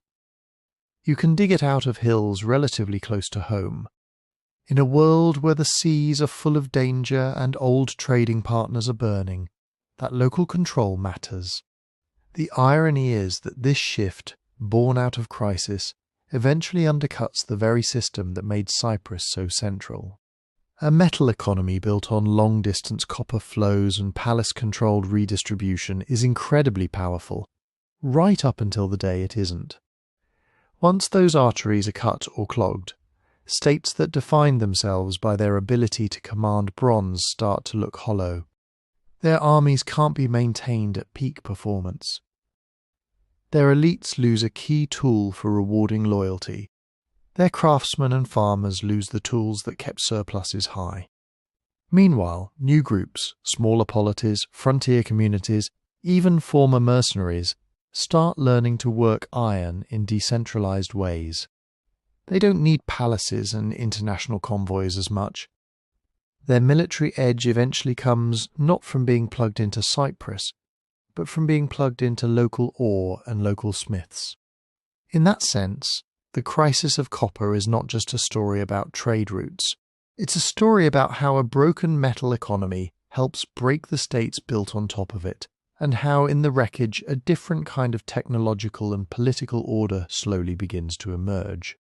But metal was only one pillar of the late Bronze Age world. Another was the dense chain of city-states and forts along the Levantine coast, the very lands that would soon become the stage for new peoples, new gods, and new conflicts. If Cyprus was the battery, Canaan and the Levant were the circuit board. From the Sinai up through modern Israel, Palestine, Lebanon, and into coastal Syria, the late Bronze Age landscape is this dense, almost over-engineered mesh of little polities. Walled cities every few dozen kilometres, fortified way stations. Cult centres, port towns squeezed between sea and hills. Each one with its own petty king, its own scribes, its own patron gods, its own local rivalries. And above all of them, the shadows of bigger powers. For most of the 13th century BCE, this strip of land is basically the front line in a cold war between Egypt and Hatti. Some cities are firmly in the Egyptian orbit, paying tribute, hosting garrisons, writing deferential letters to Pharaoh. Others look north to the Hittites or juggle both, depending on who last marched an army through their fields. Think of places like Byblos, Tyre, Sidon, Beirut, inland centres like Hazor, Megiddo, Lachish. They're not independent in the modern sense, but they're not passive colonies either. They play the game, sending envoys, begging for grain, complaining about neighbours, sometimes switching sides. Egyptian texts talk about the rulers of Canaan as if they're a herd that needs constant prodding. Hittite documents mention vassal kings who must be kept loyal with gifts and threats. On the ground, that diplomatic dance leaves marks you can still see. Many of these city-states show Egyptian-style temples, scarabs, administrative dockets, Egyptian weights and measures. Others have more Hittite-style seals, northern pottery styles, or echoes of Anatolian cults. A merchant walking from Gaza to Ugarit would have passed through a political patchwork, but one stitched together by shared habits, palace economies, international trade, use of cuneiform, reliance on long-distance alliances. Then, in the 13th, 12th centuries, the archaeological layers start to get ugly. At site after site you hit horizons of ash and rubble. Hazor's upper city, a major destruction layer with collapsed buildings, intense burning, smashed statues. Lachish, a fierce fire, charred debris, abrupt architectural break. Megiddo, multiple destructions across the transition. Smaller towns and forts in the Shephelah and coastal plain show similar episodes, some clearly violent, some more ambiguous. The temptation is to write a single dramatic sentence. This is when X invaded and burned everything. But the dirt refuses to be that neat. Some destructions line up with evidence of warfare. Arrowheads embedded in walls, toppled fortifications, bodies left in the ruins. Others might be earthquakes, walls all collapsed in the same direction, buildings pancaked without much burning. In a few places you get gradual abandonment instead. Storage jars left empty, areas not rebuilt, occupation levels thinning out before any final fire. And the dates don't all match perfectly. Some cities fall a few decades earlier, others later. Some are rebuilt quickly in a similar style, others come back with a different layout, different pottery, different habits. It's less a single apocalypse, more a long grinding period of stress where war, revolt, earthquake and economic collapse all take turns, holding the hammer. While the big names are burning or downsizing, something else starts to appear in the archaeological record. Or maybe it was there all along and suddenly becomes visible. Up in the central highlands, away from the coastal highway and the main Egyptian garrison routes, small new settlements pop up in the 12th and 11th centuries. Simple, often unwalled villages, houses arranged around courtyards, storage silos, terraces cut into hillsides, pottery that's plain, local, not shouting any big imperial fashion trends. These aren't urban palaces. They look like communities of herders and farmers putting down more permanent roots. Some scholars see here the early Israelites, others talk more cautiously about new highland populations. Whatever you call them, they represent a shift, power and population beginning to leak away from the big coastal and valley centres into more marginal, defensible, locally focused landscapes. Down on the southern coastal strip, another new cultural signature appears, this one anything but plain. In cities like Ashkelon, Ashdod, Ekron, Gath and Gaza, 12th century layers show a sudden influx of distinctive pottery, shapes and painted designs that look Aegean or Cypriot inspired, but gradually morph into a local hybrid style. You see different cooking habits, different architectural choices, new cultic installations. Animal bones show changes in diet, including a notable spike in pig consumption in some of these sites compared to nearby inland settlements. This is what archaeologists call Philistine material culture. Later biblical texts will talk about the Philistines as this foreign people arriving from Kaftor or the sea, enemies of Israel, iron-using, chariot-driving, uncircumcised outsiders. It's easy and dramatic to line that up with the sea peoples on Egyptian walls and say, case closed, here they are. But again, the evidence is messier and more interesting. Some researchers see those coastal cities as being refounded or heavily repopulated by incoming groups from the Aegean Cyprus area, maybe former mercenaries, maybe displaced communities whose old homes are collapsing. Others emphasize continuity, local Canaanite populations adopting foreign styles through trade, intermarriage and shifting political alliances with only a relatively small immigrant core. Genetic studies from a few Philistine burials suggest that, at least early on, there is indeed some non-local ancestry mixing in, but it blends with the local gene pool within a few generations. The material culture itself evolves quickly. The early, strongly Aegean-style pottery gives way to more local-looking forms, even as some foreign habits linger. This looks less like a sealed-off invader colony and more like a frontier melting pot, and this is where the later stories start to play tricks on us.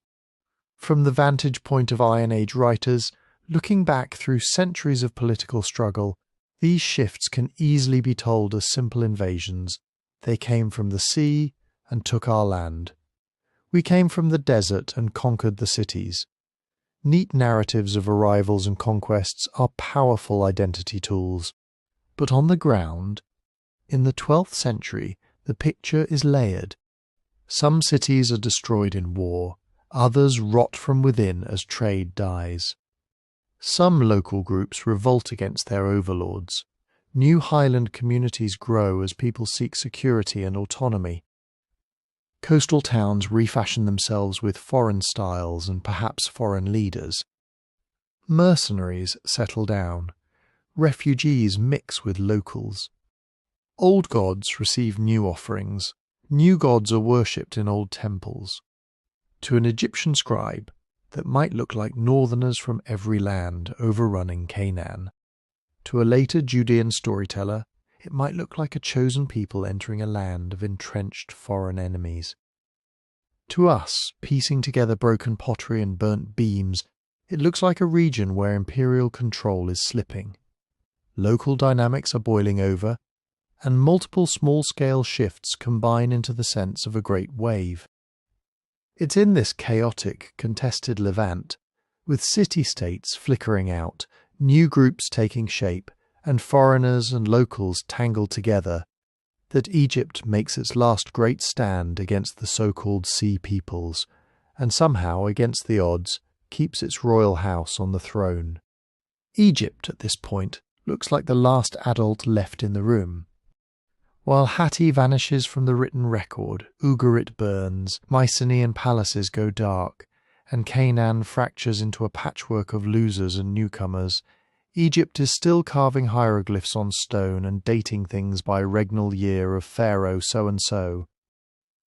That feels like stability. It isn't.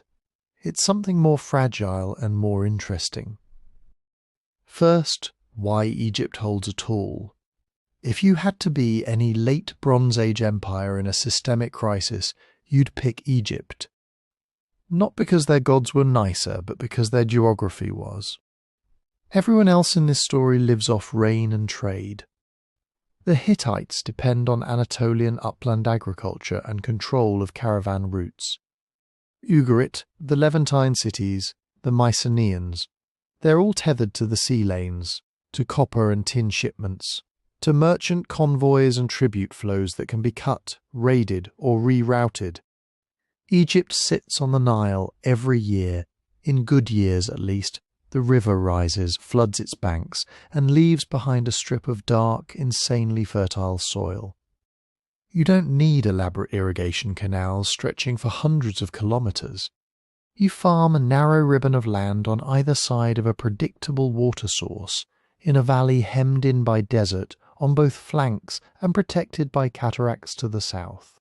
It's like having your empire built inside a natural moat with a self-fertilizing garden. That geography shapes everything. It makes invasion harder. Armies have to come through a small number of choke points in the delta or along desert tracks that can be watched and harassed. It makes internal control easier. A bureaucracy can literally sail up and down the same river to move grain, troops, tax collectors, scribes. And Egypt does have that bureaucracy. Centuries of census-taking, granary accounting, temple estates, land surveys after each flood. A class of scribes trained to count, record, and redistribute. When stress hits, that system can, in theory, reroute grain, move labour, shift garrisons, and keep the royal cult supplied even as the wider world flashes into chaos. In theory, the kings who face the Sea Peoples inherit both those advantages and those limits. Merneptah, in the late 13th century BCE, is the first pharaoh we see explicitly grappling with this new age of pressures. His famous Israel stele doesn't just brag about crushing Israel. It also boasts of defeating Libyan coalitions and their allies from the north. We're seeing the edges of Egypt's world already fraying, pressure from Libya on the west, restless vassals and migrants in Canaan to the northeast, maritime raiders nosing around the delta. Merneptah's response, at least in his own inscriptions, is to present himself as the wall. He crushes invaders, burns their camps, takes captives. The messaging is clear. Egypt is not like those other lands that can be overrun. Egypt is eternal. Pharaoh is order, foreigners are chaos. A generation or two later, Ramesses III doubles down on that image, because the threat has become much bigger. At Medinet Habu, he has his artists carve the now iconic reliefs, long files of sea peoples with distinctive feathered headdresses, strange ox carts piled with women and children, naval battles in the delta marshes, Egyptian archers mowing down enemies in boats. The accompanying texts claim that northerners from all lands, a whole coalition of displaced peoples, are moving by land and sea, destroying states, setting up camp in the Levant, and then turning their eyes toward Egypt. Ramesses III frames his victory as Egypt's last stand. The Asiatic lands have fallen, Hatti is gone, Cyprus is overrun. Cities that once paid tribute now lie in ruins. Only Egypt, he insists, stood firm, thanks to his personal prowess and the favour of the gods. This is propaganda, but propaganda only works if it resonates with real fear. Behind the triumphal tone, you can sense what's at stake. If Egypt falls like everyone else, the story of the late Bronze Age ends with a full systemic wipeout. Instead, Egypt manages something rarer and more ambiguous, partial survival. Because even as Ramesses III is carving monuments about victory, the internal record shows strain. We start hearing about workers not getting paid. At Deir el-Medina, the village of skilled labourers who cut and decorate royal tombs in the Valley of the Kings, there are papyri describing strikes. These aren't modern unions, but they're close in spirit.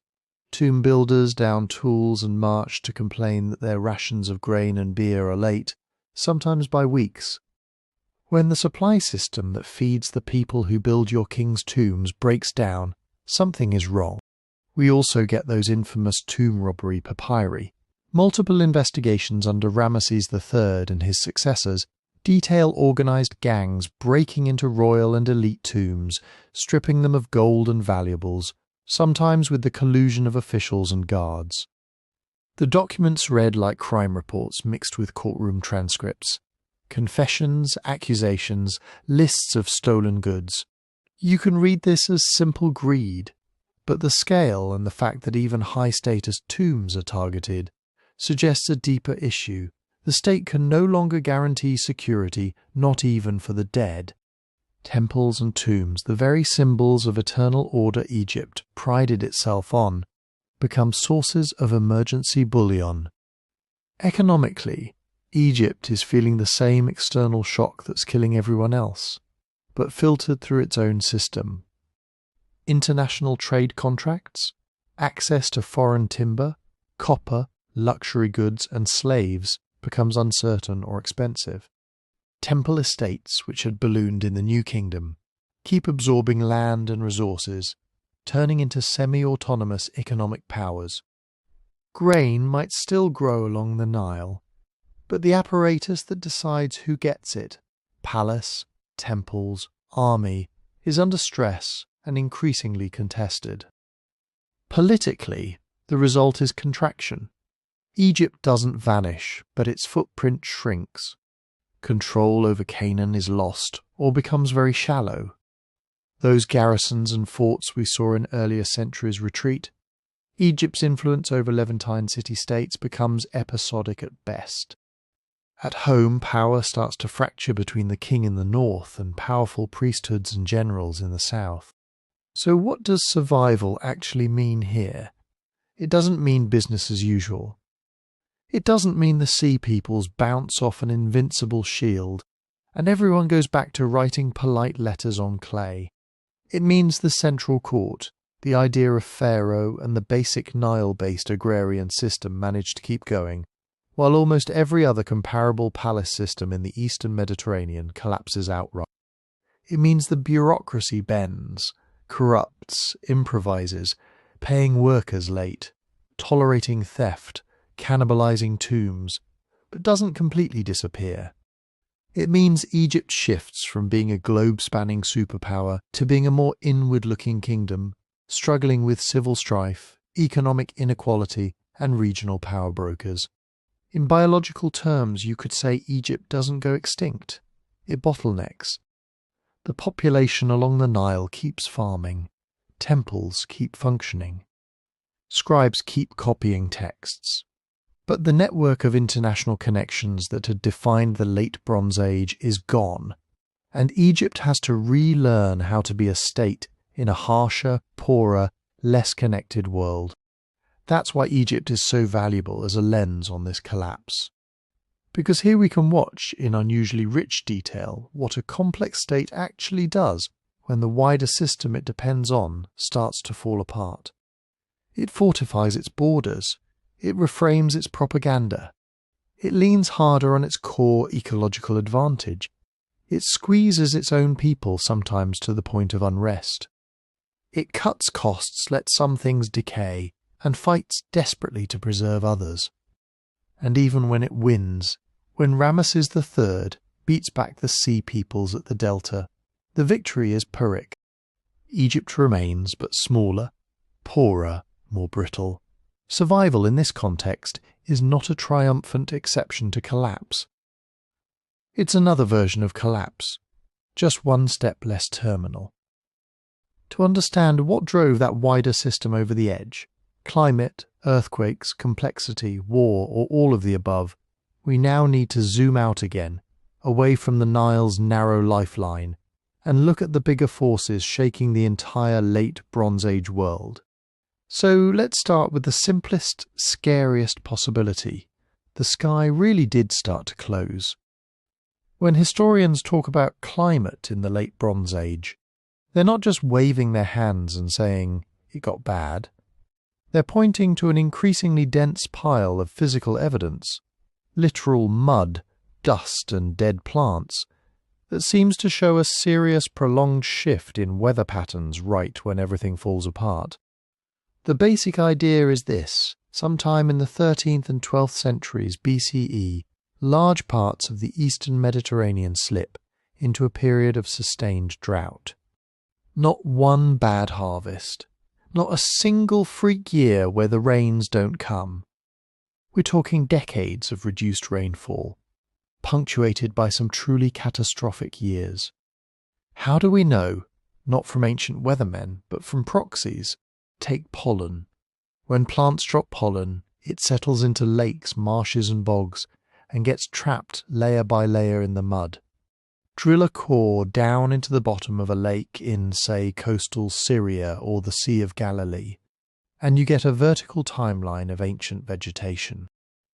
In the late Bronze Age layers, you start seeing less pollen from water-loving crops and trees, more from drought-tolerant shrubs and steppe grasses. That's a quiet, dusty scream. The landscape is drying out. Then there are lake levels themselves. Sediment cores from places like the Dead Sea and lakes in Anatolia show changes in evaporation and inflow. The chemistry of the layers tells you how salty the water was, how fast it was shrinking. Around the time our palaces are burning, you see spikes that correspond to lower water levels, higher salinity, classic fingerprints of drought. And then there's the really fine-grained stuff, isotopes. Tiny shells from snails, chemical signatures in stalagmites from caves in Israel or Turkey. Even the composition of ancient tree rings, they all lock in ratios of oxygen isotopes that shift depending on how much rain is falling and where it's coming from. Multiple independent studies using different materials from different regions all start to converge on the same story. Somewhere between about 1250 and 1100 BCE, climate across much of the eastern Mediterranean becomes more arid and more erratic. Now, none of these proxies come stamped with year 8 of Ramesses III on them. The dating can be off by decades. The signal is stronger in some places than in others. But the big picture is hard to ignore. The late Bronze Age crisis doesn't happen in a stable climate. It happens on a planet twitching into a drier phase. On its own, that doesn't topple a civilization. What it does is break the one thing palace states absolutely have to control: food. Think about how these empires work. Farmers grow grain, palace and temple systems tax that grain, skim off a share, and store it in centralized granaries. That surplus doesn't just sit there, it feeds scribes, metal workers, garrisons on the frontier, and those elite chariot warriors whose whole job is to look impressive and terrifying. It fuels diplomacy. Grain gets shipped as gifts, tribute, or emergency aid to allies and vassals. Now remove 2 or 3 harvests in a row. Suddenly, that surplus isn't surplus. It's gone before it hits the granary door. The state can respond in a few predictable ways: raise taxes on the remaining farmers, dip deeper into emergency stores, cut rations for dependents, delay or cancel shipments to allies, demobilize troops, or stiff the workers on state projects. We actually see hints of exactly that. The Hittite archives toward the end include pleas for grain from their vassals and emergency shipments from Egypt. In Ugarit's last letters, there are complaints about shortages and requests for supplies that never arrive.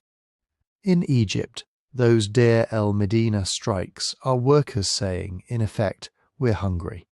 The system that is supposed to feed us is failing. Multi-year crop failures do more than cause empty stomachs. They shred legitimacy. If your entire political theology is built around the idea that the king, with the help of the gods, guarantees order, predictable floods, full granaries, victory in war, then repeated famine is not just a natural disaster. It's a cosmic indictment. People start asking, did the king offend the gods? Are the priests corrupt? Should we obey someone who clearly can't keep us alive? That's where you start getting feedback loops. Hungry people move. Pastoral groups push into better watered zones. Farmers abandon marginal lands and head for valleys, coasts or cities where there might still be grain. Those movements create friction. Settled communities see newcomers as trespassers or invaders.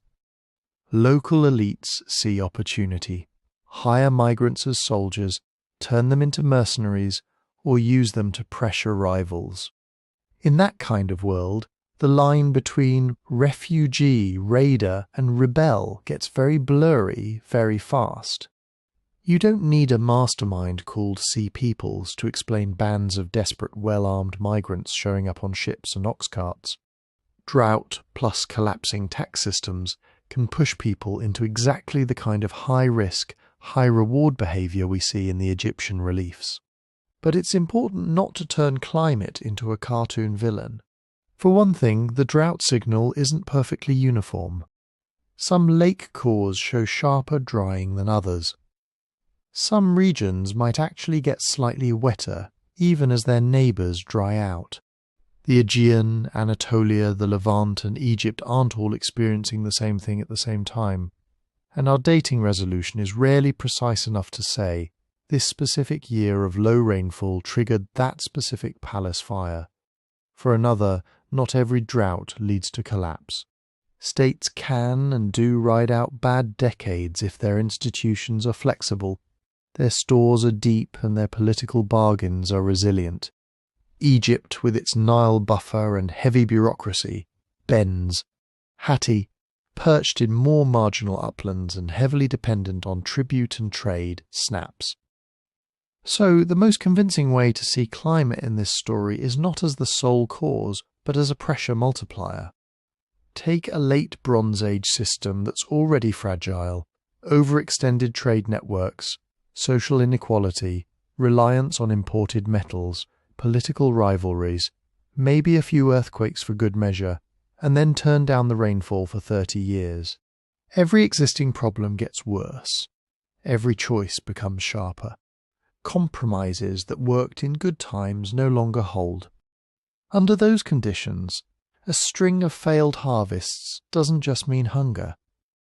It means tax revolts, armies that can't be kept in the field, vassals who stop answering letters, merchants who turn pirate, and uprooted families willing to follow charismatic war leaders toward any land that still looks green on the horizon. Climate, in other words, lights the fuse. What explodes? War, revolt, system failure, mass migration, depends on what that climate shock hits. And to see that clearly, we need to look beyond drought to the other suspects on the list. If drought is the slow tightening of a noose, earthquakes are the punch in the face. While climate scientists were busy pulling mud cores and isotope data, another group of researchers was looking at the ruins themselves and asking a different question. What if a lot of these places literally got shaken to pieces? That's where the earthquake storm idea comes in. The basic claim goes like this. Along the eastern Mediterranean, from Greece through western Turkey down into the Levant, you've got major fault systems. They don't just pop randomly, they can fail in sequences.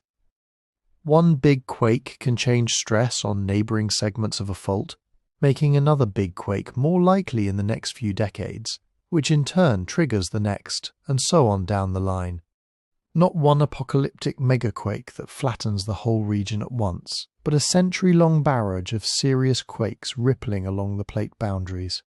Drop that into the late Bronze Age, and you get an earthquake storm, Mycenaean centres, Anatolian cities, Levantine ports all taking turns getting hit, sometimes more than once, over the span of a few generations. Why did this idea catch on? Because some of the destruction layers really do look non-human. Archaeologists don't just walk into a burned palace and write war in their notebook. They're looking for patterns. Seismic destruction has its own fingerprint. Walls toppled in consistent directions, as if shoved by a lateral force instead of battered from the outside. Masonry, where the lower courses are shoved sideways, but the upper parts collapsed straight down. Doorways pinched, lintels snapped, floors warped, cracks that run clean through foundations. People killed in place under falling debris, not clustered at gates or choke points. Sometimes you get collapsed staircases with no evidence of combat on them, smashed storage jars lying exactly where they were stacked, crushed by beams rather than looted and broken. By contrast, warfare usually leaves a different kind of mess. Burned gates and fortifications, arrowheads and spear points embedded in walls and bodies, signs of looting, storerooms cleaned out before they burn, valuables missing, smashed statues, deliberate defacement of royal imagery, bodies in defensive positions, mass graves, even execution pits. The problem is that in the real world, disasters don't respect our neat typologies. An earthquake can start a fire. Raiders can show up in the chaos after a quake and finish the job. A burned level might sit right on top of a collapsed level. When you're looking at a tangle of rubble 3,000 years later, pure earthquake versus pure war is often more wishful thinking than solid diagnosis. Still, some sites are strong contenders for seismic damage around the time of the collapse. Parts of Mycenaean Greece, places like Tiryns and Medea, show collapsed fortification walls and distorted masonry that many archaeologists think is better explained by earthquakes than siege engines. In western Anatolia, cities along known fault lines show repeated destructions in the late Bronze and early Iron Age that line up suspiciously well with seismic activity zones. Along the Levantine coast, sites like Ugarit, Byblos, and others sit right where you'd expect quake damage from the Dead Sea transform fault system. And yet, synchronization is the sticking point. To make an earthquake storm drive regional collapse, you need more than a lot of shaky ground over a couple centuries. You need those destructive events to cluster in the crucial window, and ideally to show some sort of sequence that makes geological sense.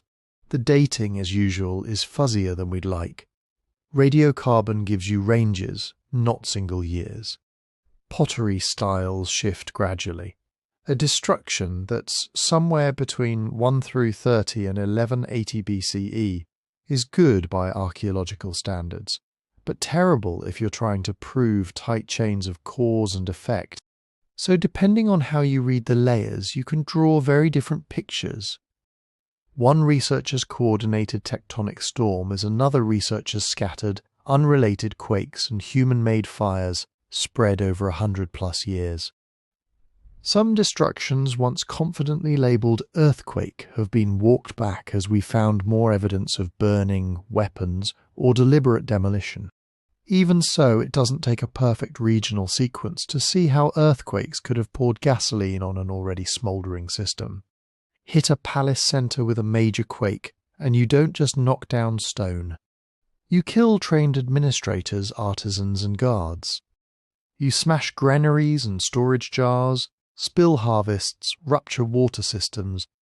You destroy written archives that held tax records, treaties, and logistical plans. Rebuilding massive cyclopean walls and multi-story complexes isn't a weekend project. It's a generational investment of labour, stone, timber, and bronze tools. In good times, a big kingdom can absorb that, divert some labour from temples, postpone a prestige project, send in skilled crews from other regions. In bad times, in a world of drought, strained trade routes and nervous vassals, that reconstruction bill can be fatal. Maybe the palace gets rebuilt smaller. Maybe it never gets rebuilt at all. Meanwhile, survivors don't just sit on the rubble. They move. Villages abandoned after repeated quakes don't always refill. People relocate to safer ground, or to cities that still function, or away from the coast, if they're terrified of tsunamis accompanying the shaking. That means abandoned fields, disrupted trade nodes, new refugee populations showing up in places that weren't prepared for them. Fires are another secondary shock. Collapsing oil lamps, overturned hearths, broken storage jars full of flammable materials. A strong quake can start multiple fires at once inside a dense timber-roofed city. From the archaeological record, a burned level looks like war. From the point of view of the people inside, it might have been the earth itself that struck first. So where does that leave the earthquake storm theory? Some scholars lean hard into it, seeing quake damage at site after site, and arguing that tectonics were a primary driver of the collapse. Others are more sceptical, pointing out that plenty of key destructions show clear signs of human violence or long-term decline with no obvious seismic signature. The cautious takeaway sits somewhere in the middle. Large earthquakes almost certainly played a role in the late Bronze Age crisis. In some cities, they were probably the main trigger. In others, they were one more blow to systems already reeling from drought, political instability, and economic stress. But by themselves, even a whole storm of earthquakes doesn't fully explain why so many different polities, with different vulnerabilities, failed in such overlapping ways. For that, we have to step back again and look not just at individual disasters, but at the way complex systems fail when they're pushed from every side at once. When people today talk about systems collapse, they're not imagining some dramatic movie moment where one palace burns and everything instantly turns to Mad Max. They're talking about something subtler, and frankly scarier. You build a world out of interlocking parts. Farms, taxes, temples, armies, trade routes, scribes, treaties, marriage alliances, until no single piece can really function on its own anymore. As long as the flows keep moving, it looks like strength. It looks like stability. It looks like the way things are, but underneath, you've created a machine that fails in very non-obvious, non-linear ways. It can absorb one problem, two problems, three problems, and then a fourth, not much bigger than the others, suddenly pushes it over an edge you didn't know was there. Nothing mystical about it. It's just that the connections that once made you powerful can, under pressure, turn you brittle. Late Bronze Age palatial societies are almost a textbook example. On paper, they look formidable. Huge storage facilities, professional scribes tracking grain, textiles, metals, labour obligations, central warehouses feeding specialists who don't farm at all, chariot warriors, metal workers, administrators, priests, vassal rulers sending in tribute, foreign kings exchanging gifts and brides, ships constantly moving copper, tin, timber, grain, finished goods. But look closely at how that works, and you start to see the fragility. That palace isn't just a fancy house for a king, it's the hard drive. It holds the written records that tell you who owes what, which land belongs to which temple, which vassal is supposed to send chariots this year, where to ship the next batch of copper ingots. Take out the archives and the trained people who can read them, and the whole tax and redistribution system doesn't just run a little worse, it stops being legible. Same with the bureaucracy itself. A network of specialists who know how to manage irrigation, organise large building projects, schedule harvests, oversee caravan routes. You can't just grab random villagers and slot them into those roles. That knowledge is institutional. It lives in hierarchies, in routines, in apprenticeships, in 1,000 little this is how we do it decisions that never get written down. And trade, diplomacy, vassalage, that's infrastructure too. In the late Bronze Age, infrastructure doesn't just mean roads and harbours. It means stable expectations.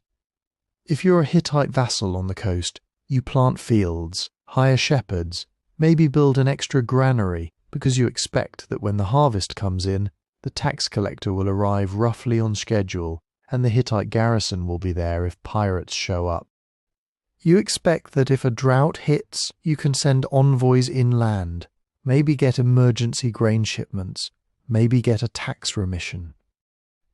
If you're a palace centre in Cyprus, you invest in mining and smelting, because you expect foreign kings to keep buying your copper and to keep sending you the tin you can't get locally.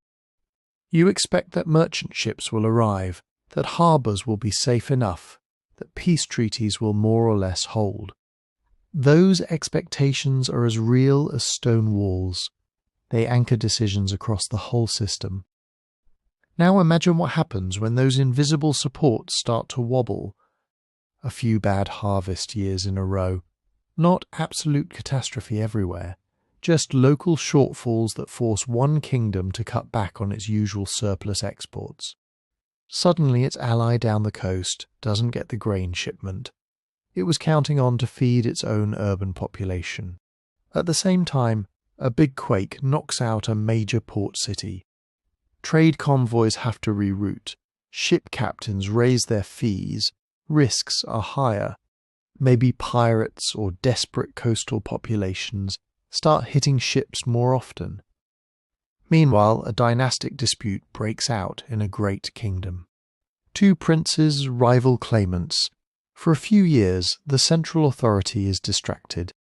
Vassal kings delay their tribute payments, quietly stop sending troops when summoned, start negotiating side deals with neighbouring powers.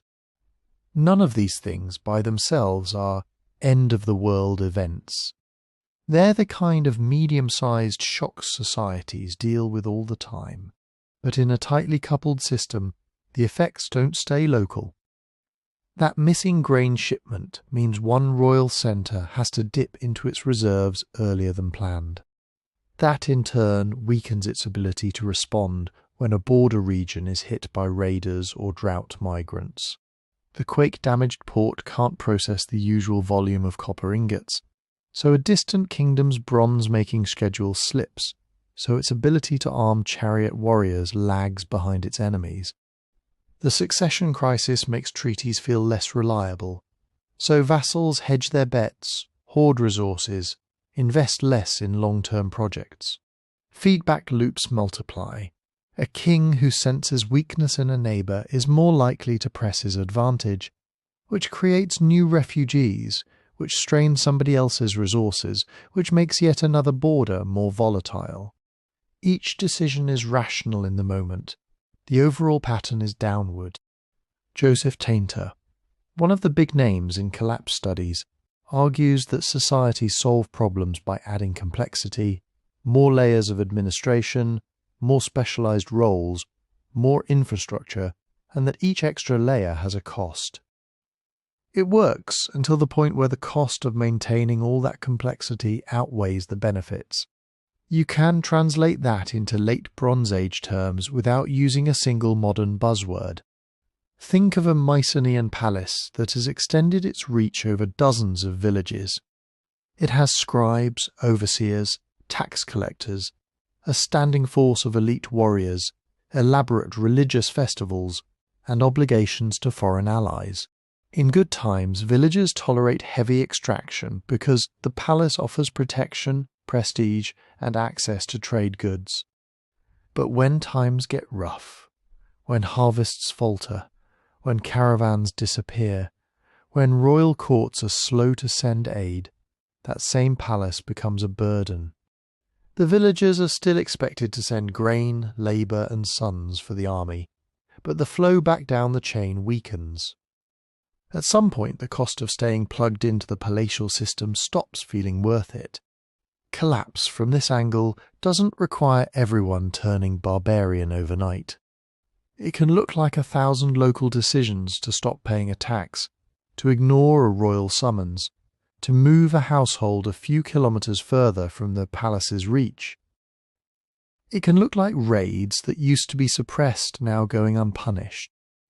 It can look like officials quietly skimming more from the top, because the centre feels far away and weak. Trade networks show the same pattern. For decades, maybe centuries, you build up this incredible delicate web where copper from Cyprus, tin from who knows where, timber from Lebanon, wheat from Egypt, luxury goods from everywhere all circulate under the protection of great kings. Once that web frays past a certain point, it doesn't degrade smoothly. You don't go from 10 ships to 9 to 8 in a neat line. You get sudden thresholds. Merchant houses go bankrupt. Harbours silt up or become unsafe. Caravans stop running because the risk of banditry is too high for the expected profit. One key node fails, and routes have to detour in ways that aren't economical. Whole branches of the network go dark at once. From the point of view of the people living through it, systems collapse isn't an abstract theory. It's the feeling that the rules you grew up with have stopped working. You send a letter to your overlord, and no answer comes back. You wait for a promised shipment, and the horizon stays empty. You bring a dispute to a royal court that no longer has the manpower to enforce its own verdicts. The king still wears a crown, the palace walls still stand, but the invisible system that made those symbols matter is flickering. And when that system is already under strain from drought, from earthquakes, from external enemies, it doesn't take a single enormous disaster to finish it. A cluster of medium-sized shocks, arriving close enough together, can exceed its coping capacity. At that point, one more stress, say, large groups of armed, mobile people looking for new homes or new paymasters, doesn't just add to the problem. It arrives in a world where the old mechanisms for absorbing shocks have already failed. That's where the Sea Peoples enter the story, not as the sole cause of collapse, but as actors moving through a landscape of systems that were already coming apart at the seams. When you hear Sea Peoples, it's easy to imagine a clear category: foreign pirates, invading hordes, some external menace sailing in from the edge of the map. But in a world where systems are already wobbling, the lines between pirate, mercenary, refugee, rebel, and regular soldier start to smear into each other. Think about what war actually looks like in the late Bronze Age. You don't have a neat separation between state-sanctioned violence and crime. You have ships owned by palaces and temples. You have captains who are sometimes merchants, sometimes privateers, sometimes outright raiders, depending on who just stopped paying them. You have garrisons on the coast that are supposed to defend trade routes and that, in lean years, might quietly help themselves to passing cargo. If a king sends a fleet to punish rebels, and those ships hit a rival's merchant convoy on the way, is that war or piracy? If a group of displaced warriors sign on with a foreign ruler to raid his enemy's ports, are they mercenaries or sea peoples? This is what some historians call the piracy spectrum.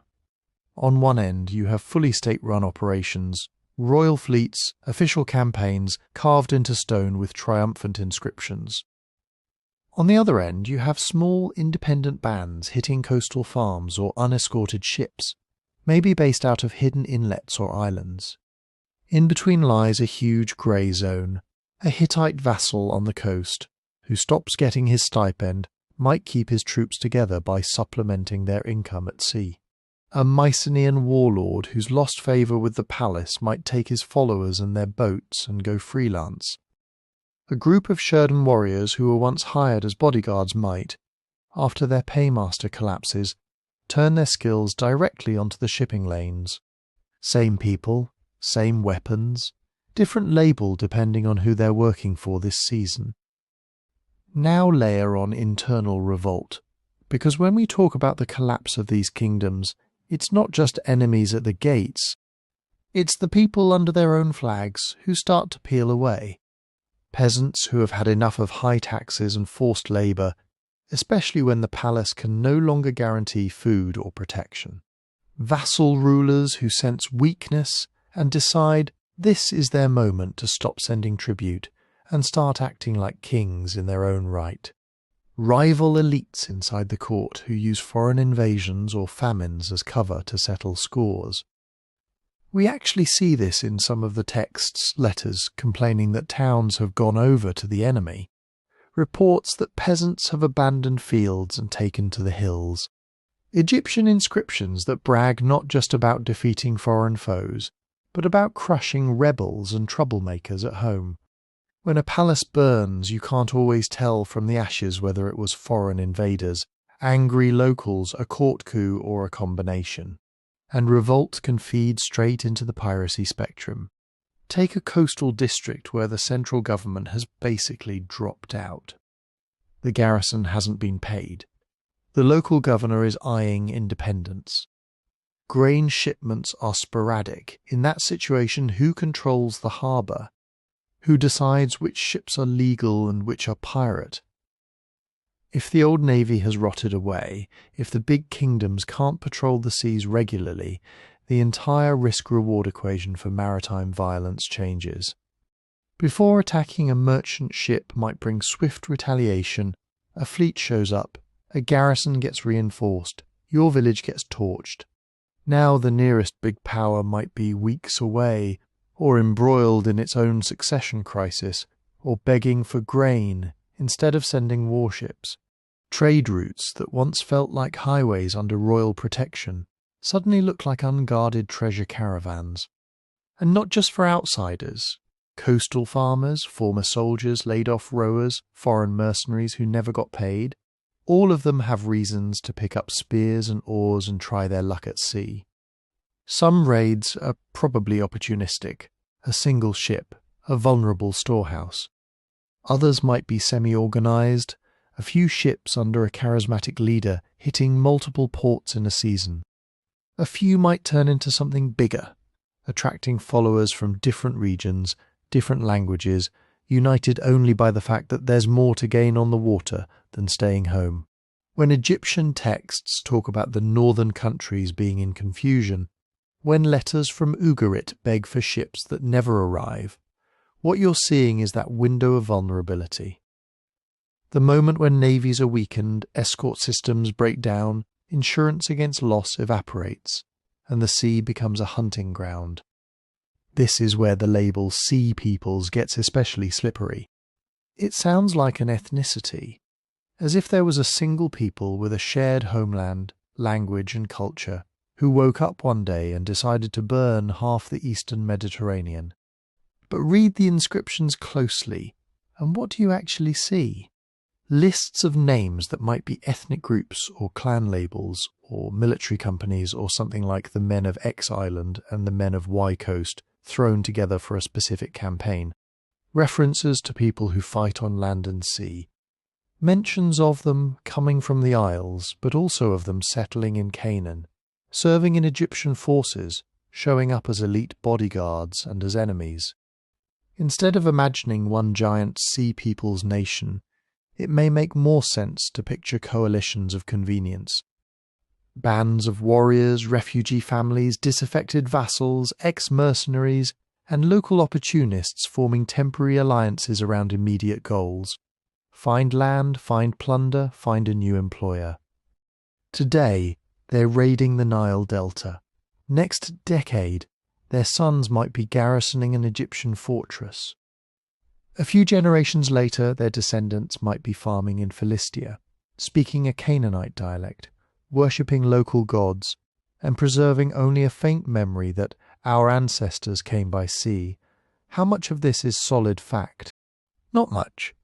We have scattered texts, burnt layers, some weapon types, some ship depictions, a handful of names on Egyptian walls and in later traditions. The evidence doesn't line up neatly across regions. In some areas like coastal Canaan, the archaeological signs of violent destruction are pretty clear. In others, like parts of Greece, we see more gradual change, internal reorganization, maybe local wars, rather than an external invasion fleet. In some places, sea peoples might mostly mean raiding coalitions hitting already weakened states. In others, it might overlap with long-standing mercenary traditions and local revolts. In still others, it might be barely relevant at all compared to drought, earthquakes, or dynastic meltdowns. What we can say is that in a fractured, stressed system, war doesn't stay politely on one side of a border. It bleeds into banditry, into piracy, into rebellion, into migration. The sea peoples, from this angle, are not a single force behind the collapse, but one face of a much broader surge of organised violence and opportunism, moving through a world where the old rules of war, tribute and protection were breaking down. And that brings us to the next, even trickier question. If these weren't a single people, then who, exactly, were the Sherden, the Denyen, the Peleset, and all the others whose names echo down from Egyptian stone? If you go hunting for the real identity of the sea peoples, this is where you land, the names. Sherden, Shekelish, Denyen, Tcheker, Weshesh, Peleset. They look like they ought to be puzzle pieces. Match them to a map, rotate them until they line up with some known people, and boom, mystery solved. But that's not how late Bronze Age ethnonyms work. When an Egyptian scribe chisels Sherden into a temple wall, he is not doing modern ethnography. He is not conducting a census asking for passports, testing DNA. He is using a label that makes sense to his political world. Maybe it's where they came from originally. Maybe it's what they call themselves. Maybe it's what their enemies call them. Maybe it's the name of a clan, a profession, a military unit, or a coalition leader. And he only needs that label to do one job: explain to his audience who the king defeated. So first problem, these names do not have to map cleanly onto a single homeland, a single language, a single people, the way we imagine today. They can be much fuzzier, much more situational. Take the Sherden. They show up in Egyptian texts as enemies on the sea, then as royal bodyguards, then again as enemies. They wear distinctive horned helmets and carry round shields and long swords. The similarity to warrior gear from Sardinia and Corsica has led many scholars to link Sherden with Sardinians, and there are good reasons for that. The phonetic sort of work, the iconography has parallels, and Sardinia is absolutely part of the late Bronze Age maritime network. But does that mean every man labelled Sherden in Egyptian sources sailed straight from Sardinia? Not necessarily. If Sherden-style warriors were particularly effective, their kit could be copied. Their name could spread as a prestige label. Sherden might start as those guys from over there and end up meaning heavy marines who fight like that, regardless of where they were born. Then the Denyen. Many have tried to connect them to the Danons of Greek epic, the people later Greeks imagined as their own heroic age ancestors. Others point towards southern Anatolia, where we have references to a place called Adana and a group called the Danuna. That's tempting. We have a southeastern Anatolian coast, we have a name cluster that sounds similar, and we have a region that clearly destabilizes right when everything else does. But sound alike does not automatically mean same people. Languages shift, names travel. Denyen in an Egyptian mouth may be compressing a much longer local name or reflecting a foreign pronunciation. And if some Denyen really do come from that region, that still doesn't tell us whether we're dealing with a tight ethnic group or a broad coalition anchored in a particular coastline. And then the Peleset. Almost everyone agrees these are linked somehow to the Philistines of the Hebrew Bible. The consonants line up well. Egyptian sources describe them settling in Canaan after the wars. In the archaeological record, right where Egypt says they end up, you suddenly see a new culture horizon. Different pottery, different architecture, different diet. So in this case, the label seems to track a real incoming population group that then becomes a major player in the early Iron Age. But even here, it's not as simple as Philistines equals Peleset equals people from X island, because when you look at the material culture, it doesn't point to just one origin. The earliest Philistine pottery in places like Ashkelon and Ashdod has strong similarities to styles from the Aegean, Mycenaean type shapes, decorations that look very much at home in the world of Greek palaces. But it's not a copy-paste import. It's local clay, local firing, Aegean ideas reworked on Levantine soil. Their houses, some follow a four-room plan that's common in Canaan. Others show courtyard layouts that have parallels in Cyprus and the wider Mediterranean. Their weapons, you get a mix of local Canaanite forms and things that look like they belong in Western Anatolia or the Aegean, Naue-2 swords, different shield types. Even their burial practices are a blend. In some sites you see new tomb forms, new ways of arranging the dead, and grave goods that scream we're not just your standard Canaanite villagers. But within a generation or two, those sharp edges start to blur. The newcomers and the locals are clearly interacting, intermarrying, sharing space and habits. This is where the idea of mixed crews and multi-ethnic coalitions suddenly stops being theory and starts making sense of the evidence. You don't need one homeland for each name. You can imagine a fleet where the core leadership are Denyen from southern Anatolia. Their best fighters are Sherden-style heavy marines whose ancestors came from further west. Their archers are locals picked up along the coast, and their families include women and children who joined during earlier migrations. The Egyptians, looking at this mess, grab the most salient labels. The biggest contingent, the most terrifying warriors, the leaders they negotiated with or killed. Those are the names that get carved into stone. Everyone else disappears into the background. So what can we safely say? We can say that some of these groups have plausible connections to regions we already know. The Peleset to Philistine cities in Canaan, some Denyen to southern Anatolia, some Sherden to the central or western Mediterranean. We can say that the archaeological record of the early Iron Age Levant shows a real influx of people bringing Aegean and Anatolian cultural traits, especially in pottery and weaponry, and that these traits quickly fuse with local Canaanite traditions. We can say that the Sea Peoples were not a single ethnicity, but a patchwork of groups who could fight together, travel together, and eventually settle together. What we cannot do, not honestly, is reduce each name to a clean modern label and call the mystery solved. Sherden equals Sardinians, Denyen equals Greeks, Peleset equals ex-islanders might be catchy, but it flattens a world where identities were layered, alliances were fluid, and names shifted with context. And that ambiguity matters, because our next big question depends on it. Were these people basically mercenaries on the move, refugees looking for land, or full-on invaders trying to carve out new states? So let's try something risky. Instead of asking who the sea peoples were, ask what were they doing?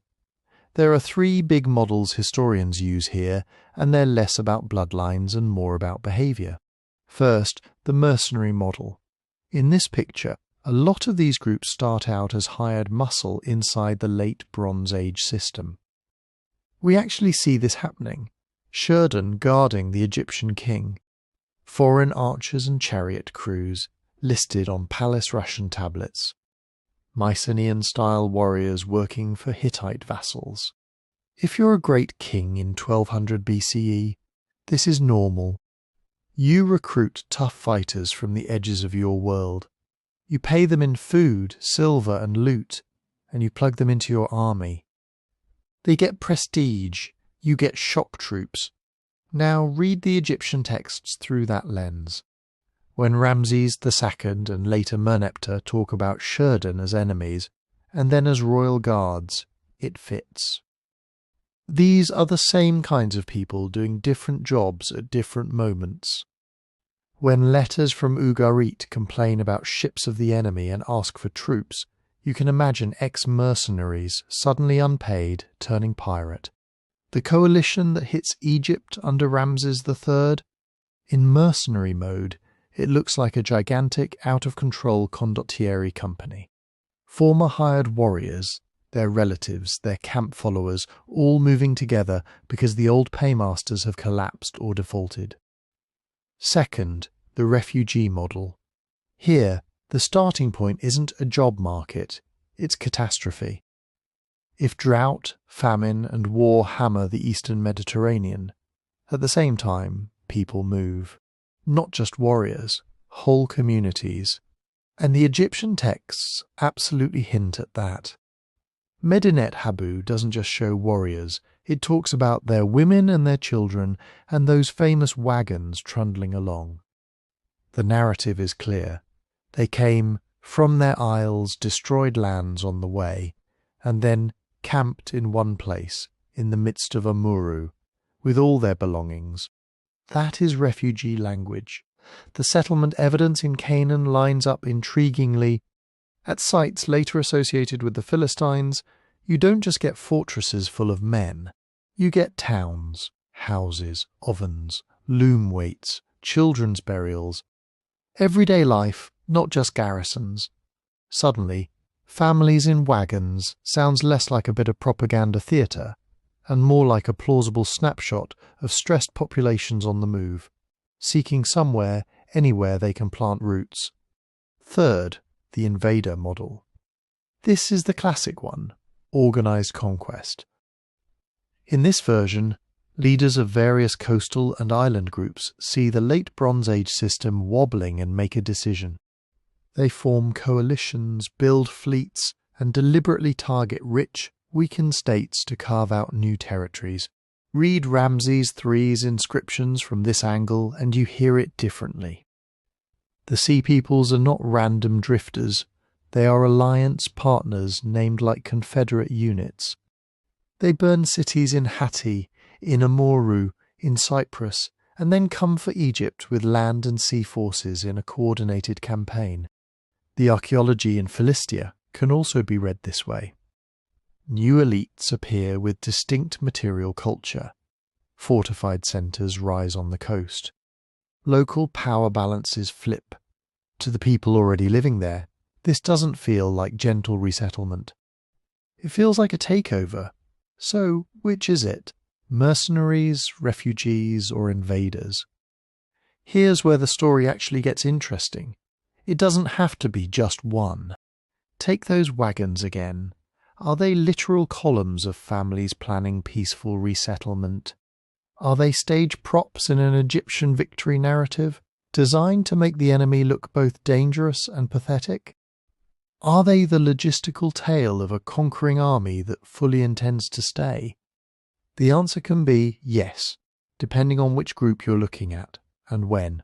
Mercenaries can become raiders the moment the pay dries up. Raiders can become invaders the moment they find a coast they can hold.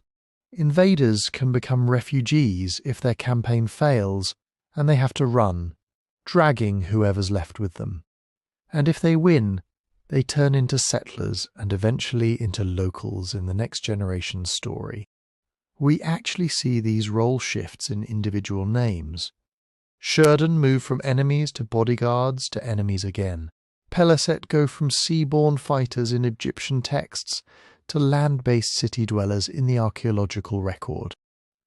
Denyen might be both Anatolian coastal people and Aegean-linked warriors, depending on which source you trust. So instead of trying to shove every Sea Peoples group into a single box, it's more realistic to think in layers. Some contingents in the coalitions that hit Egypt may have started life as professional soldiers for hire. Others were primarily displaced families with fighters in front. Others were more nakedly opportunistic, eyeing vulnerable coasts for permanent seizure. Different names, different stories, different roles. And once you accept that flexibility, something else snaps into focus. The Sea Peoples weren't just a cause of the late Bronze Age collapse. They were also a consequence of it, which raises a new question. When these mobile, mixed and dangerous groups meet the traditional chariot empires on the battlefield, what happens to warfare itself? To see that, you have to look at the hardware of power in the late Bronze Age. For 200 years or more, real military dominance in this world meant one thing above all else: chariots. Not the kind of rattling two-wheeled boxes you see in Hollywood epics, racing around like ancient sports cars. These were precision instruments, light, fast, deadly, and absurdly expensive. Start with the horses. Chariot horses aren't just any animals you throw a yoke on. They're specialized, trained from young, fed on grain and high-quality fodder. They need grooms, farriers, stables, doctors. Multiply that by hundreds or thousands of animals, and you don't just have a cavalry arm. You have an agrarian and bureaucratic machine underneath it, humming constantly just to keep hooves moving. Then there's the chariot itself, bent wood, carefully shaped and steamed, spoked wheels with bronze fittings, leather bindings, composite bows and quivers, armour, harnesses, spare parts. Each chariot team is a tiny mobile fortune rolling across the battlefield. And it's not just the materials, it's the labour. Every axle, every wheel, every bow represents craftsmen paid, trained, monitored, supplied. On top of that, you need the human piece. A charioteer and a warrior don't just hop on and go. They drill together years of practice to handle speed, terrain, archery, turning signals. Hittite and Egyptian training manuals talk about it like a full-time profession, because that's exactly what it was. So when you read about the king of Hatti bragging he can field 1,000 chariots, or Egyptian reliefs showing long ranks of vehicles, what you're really seeing is a statement about logistics, about a palace's ability to extract grain, control pasture land, organize craftsmen, and support hundreds of specialists who do nothing but prepare for war. Chariot warfare is aristocratic warfare. It's the battlefield expression of palatial wealth. Now put that system under stress. Famine cuts grain rations. Trade routes stutter. Copper and tin aren't showing up on schedule. Border vassals stop sending tribute. Suddenly, feeding dozens of horses per noble household looks less like prestige and more like a liability. You still have armed men, though. You always have those. So what happens when the palace can no longer afford to keep its elite, horse-based fighting arm at full strength, but the world around it is getting more violent? You start to lean on cheaper bodies. Once you move from a few hundred elite charioteers to thousands of guys with spears, javelins, and maybe some leather armor, if they're lucky, you've changed the whole game. You've traded a small, high-performance shock force for mass. Infantry is messy. It needs less training per head, but more coordination. It's easier to raise, especially if hungry farmers are suddenly available as volunteers. It's harder to control once the battle's over. And in a world where raiding becomes more common, burn a coastal town here, grab herds there, infantry is often the more useful tool. You don't need a noble lineage or a palace workshop to pick up a spear and join a band.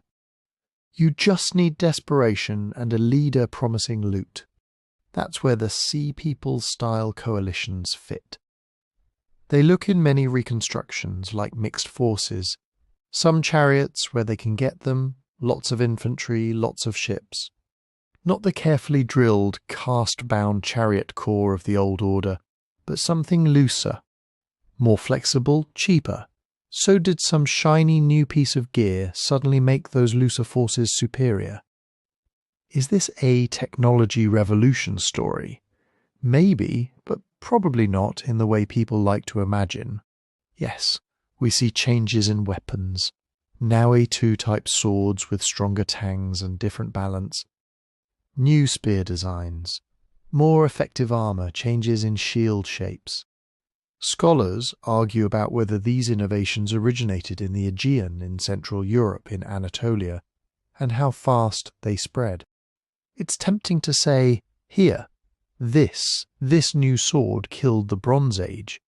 But those weapons only matter because of how they're used. A cut-and-thrust sword in the hands of a small aristocratic elite doesn't overturn the battlefield. The same sword multiplied across hundreds of mobile infantry raiders, used in close combat after they've swarmed the flanks of a chariot line, or hit an unfortified coastal town, starts to change the calculus.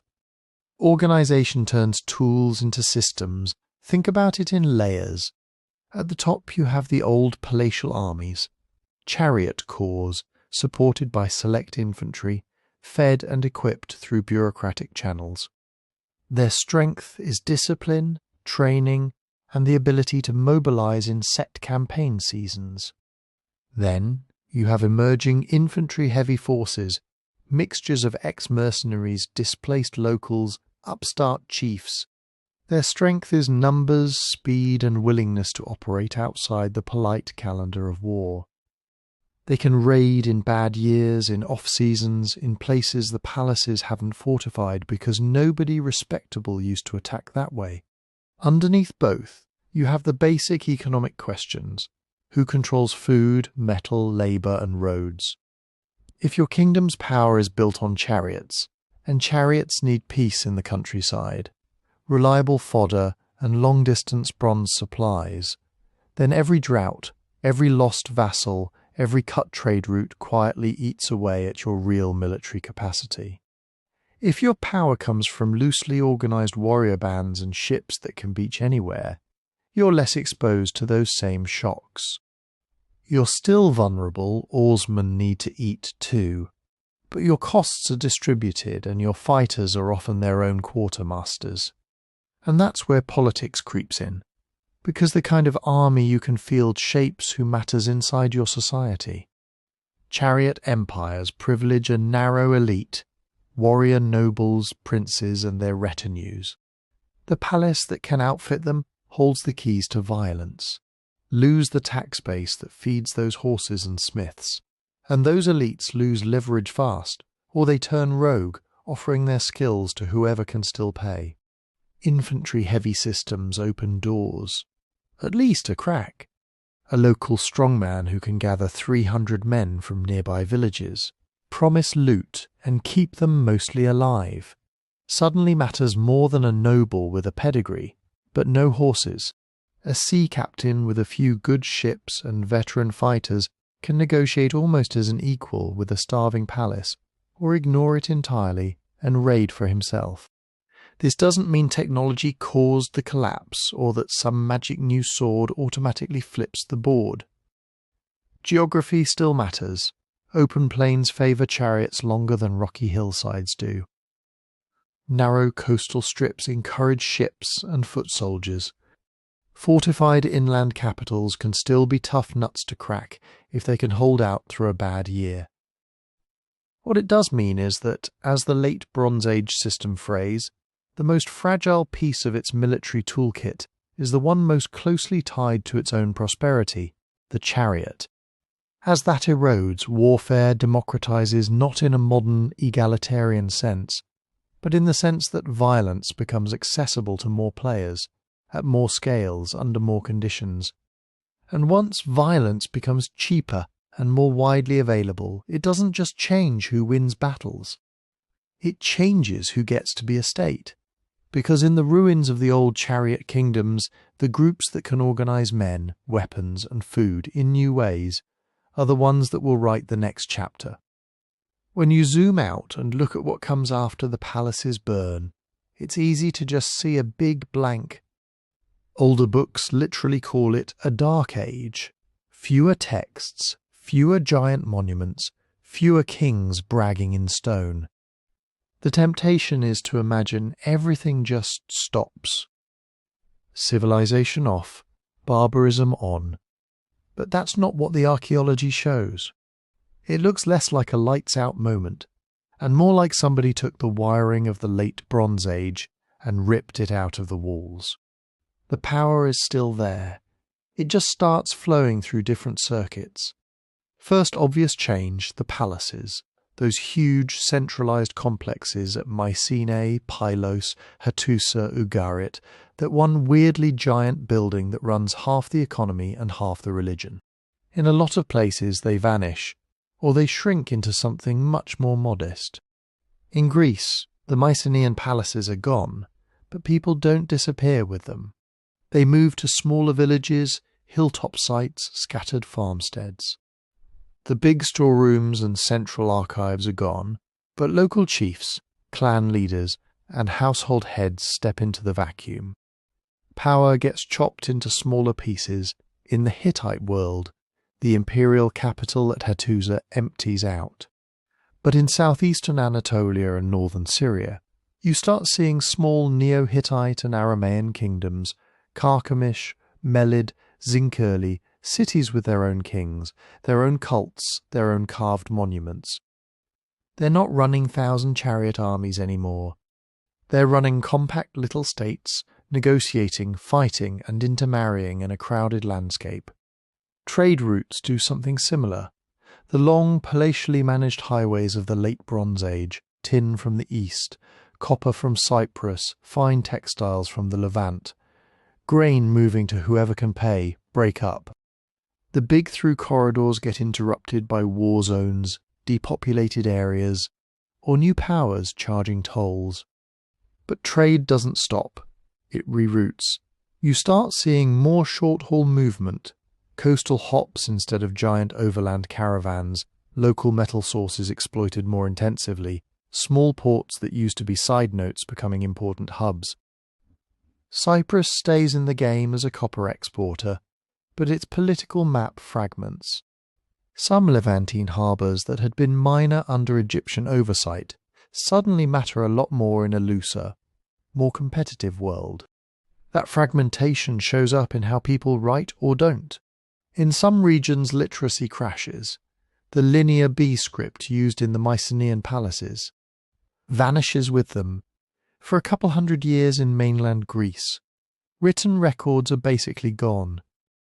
Whatever people are doing, farming, raiding, worshipping, making new myths, they're doing it without clay tablet bureaucrats tracking every sheep. In other places, writing barely misses a beat. Egypt keeps right on inscribing in hieroglyphs and hieratic. The pharaoh's scribes complain about enemies and shortages, but the administrative machine keeps producing texts. In the Levant, cuneiform use dips, but alphabetic scripts start to develop and spread. At first they're simple, sometimes just a few scratched signs. Over time, Phoenician-style alphabets emerge and then jump across the Mediterranean. So even as one scribal tradition fades, Another, cheaper, more flexible one is gestating in the rubble. And in between those extremes you have continuity at lower levels. Local temples in Syria and Mesopotamia keep their own record-keeping habits going. Assyria, which had been a secondary player, grows into a more aggressive regional power and never really stops writing. The scribes survive, they just work for different masters. Culturally, the post-collapse world isn't a return to some pure ancient past. It's a mashup. In the Levant, new groups, Philistines, early Israelites, Aramaeans, Phoenicians are living practically on top of each other. Pottery styles show Aegean-looking designs slowly blending with local Canaanite forms.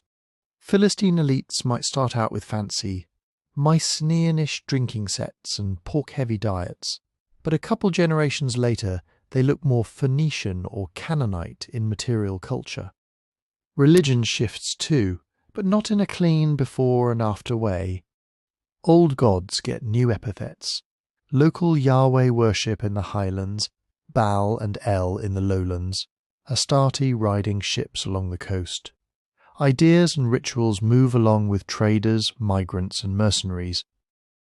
The Sea Peoples aren't just a military problem, they're part of the genetic and cultural stew that makes Iron Age Levantine society what it is. The Aegean does something parallel. The collapse kills off the palace system, but in the centuries afterward you start seeing new forms of community. Village-based councils, warrior graves with individual display items rather than palace-issued gear.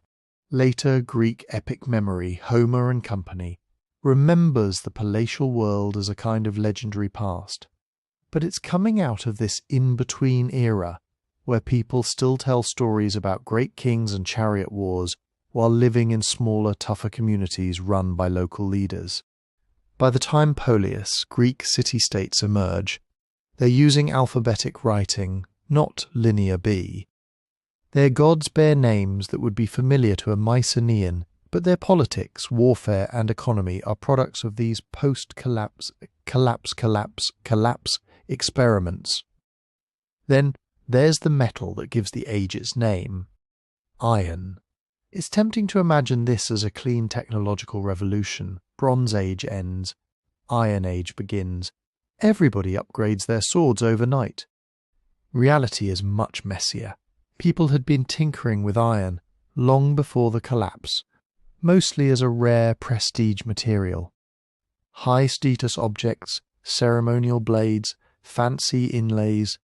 Smelting usable iron at scale is hard.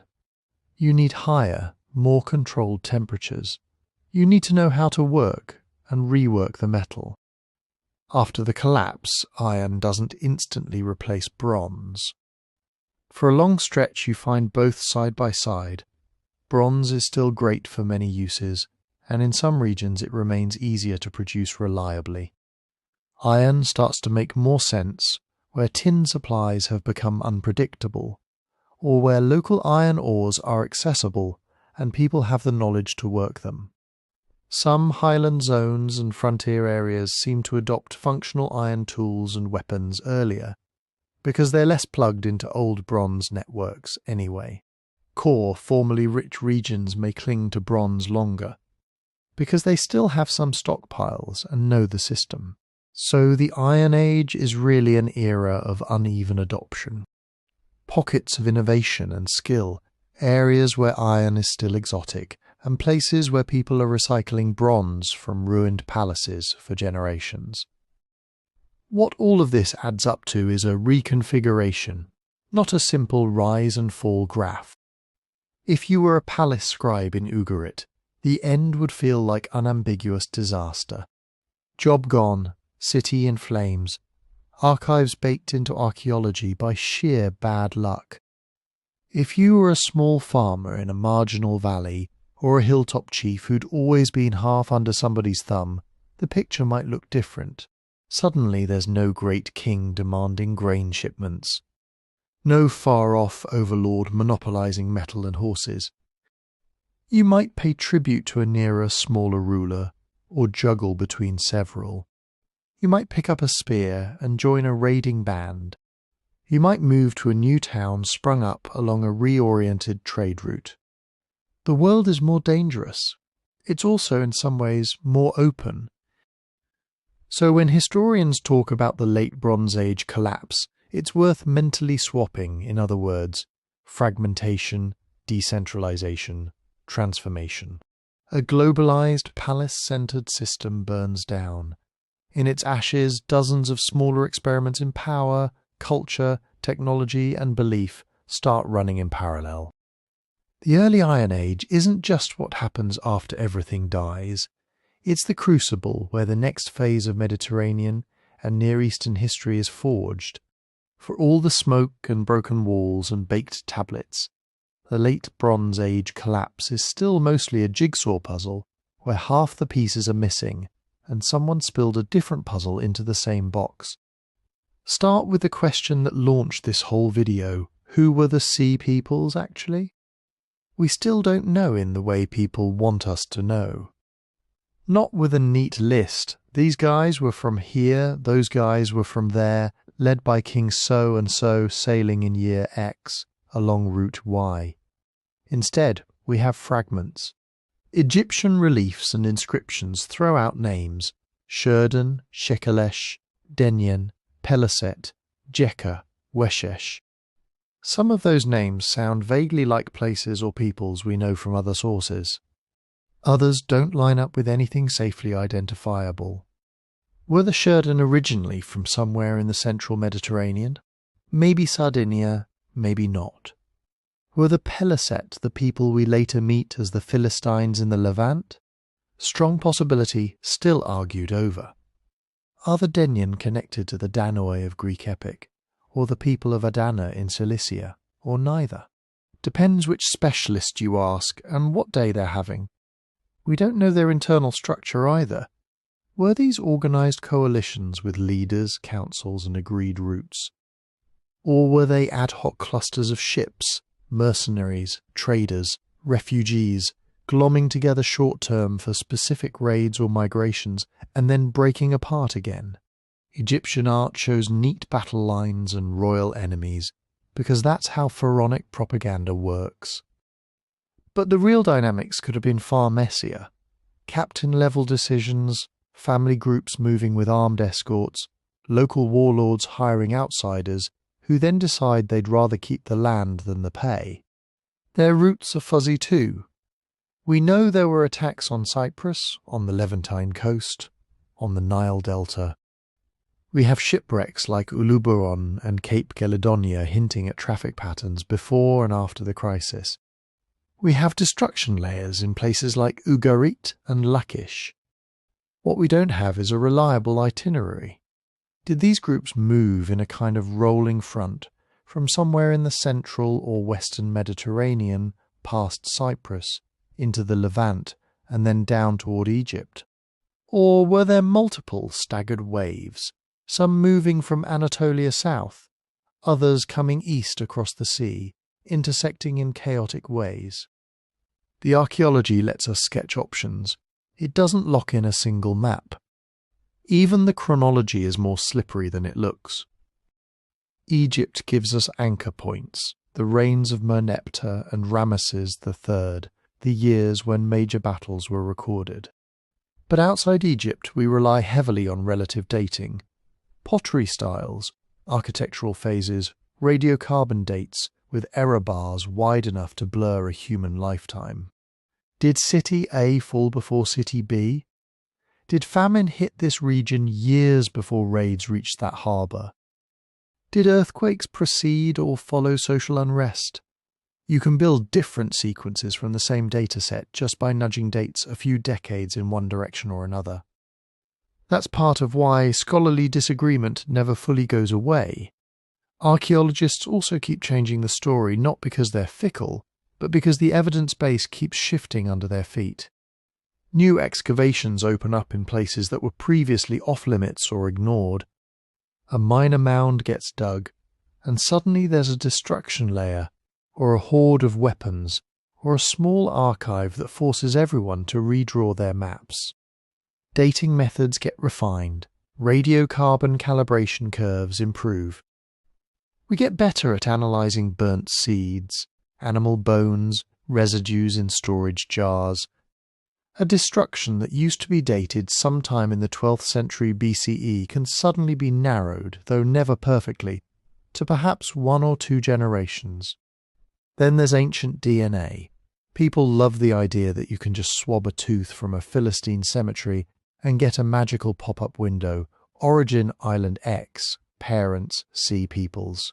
Reality is harsher. DNA preservation in warm coastal environments is iffy. Many skeletons are too degraded to yield good data. And even when we do get sequences, interpreting them is a whole other minefield. Populations mix for centuries. A single person can have ancestry from multiple regions. Genetic signals that look like Aegean or Anatolian might have arrived in multiple waves, not just in one dramatic migration. So we're starting to see hints, for example, that some early Philistine burials really do have more Western DNA signatures than their Canaanite neighbours, which then blend out over time. But this doesn't give us named ships or precise battle routes. It gives us probabilities, gradients, and more questions.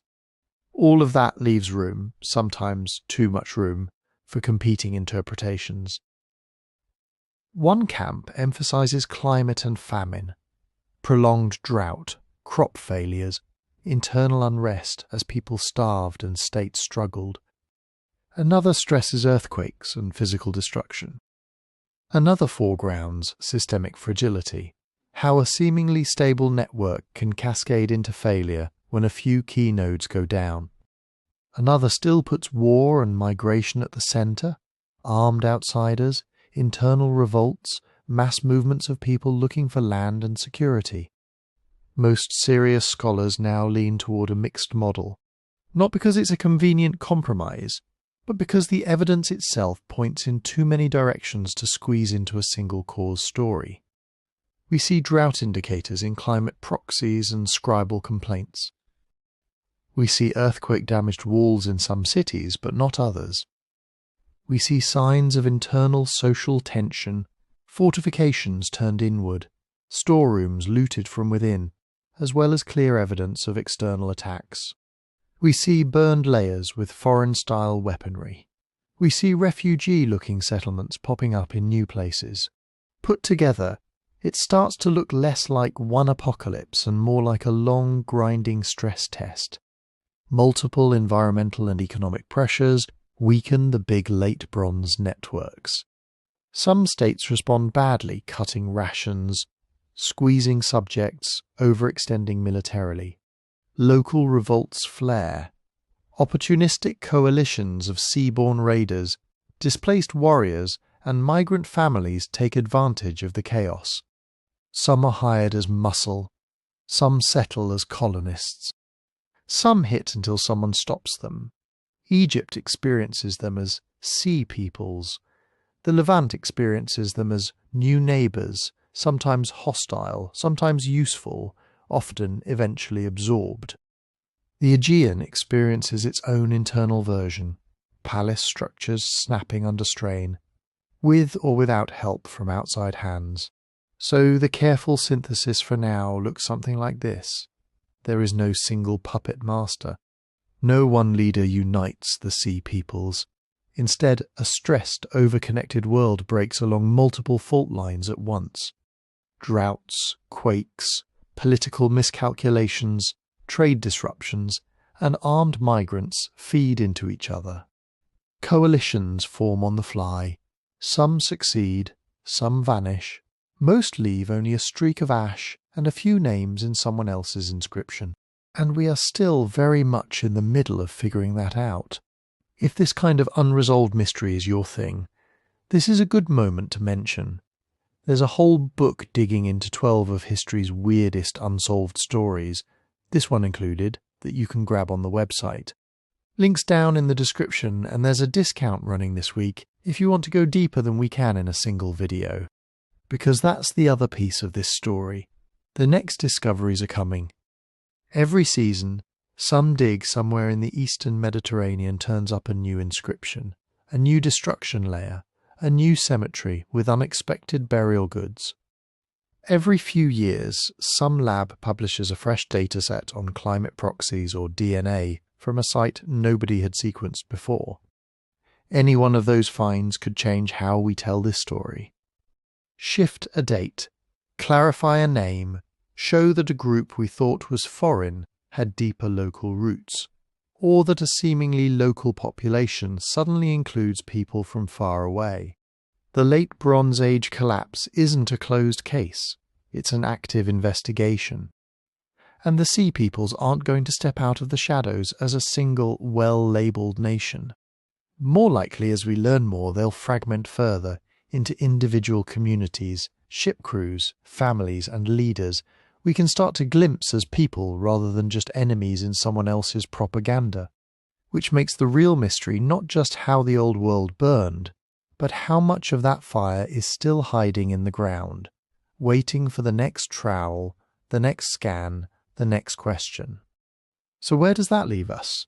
Not with a movie-style revelation where the camera pulls back and we finally see the single mastermind behind the burning palaces. More with a landscape of overlapping crises, each one nudging the others harder. When you zoom out, the pattern that survives all the arguments looks something like this.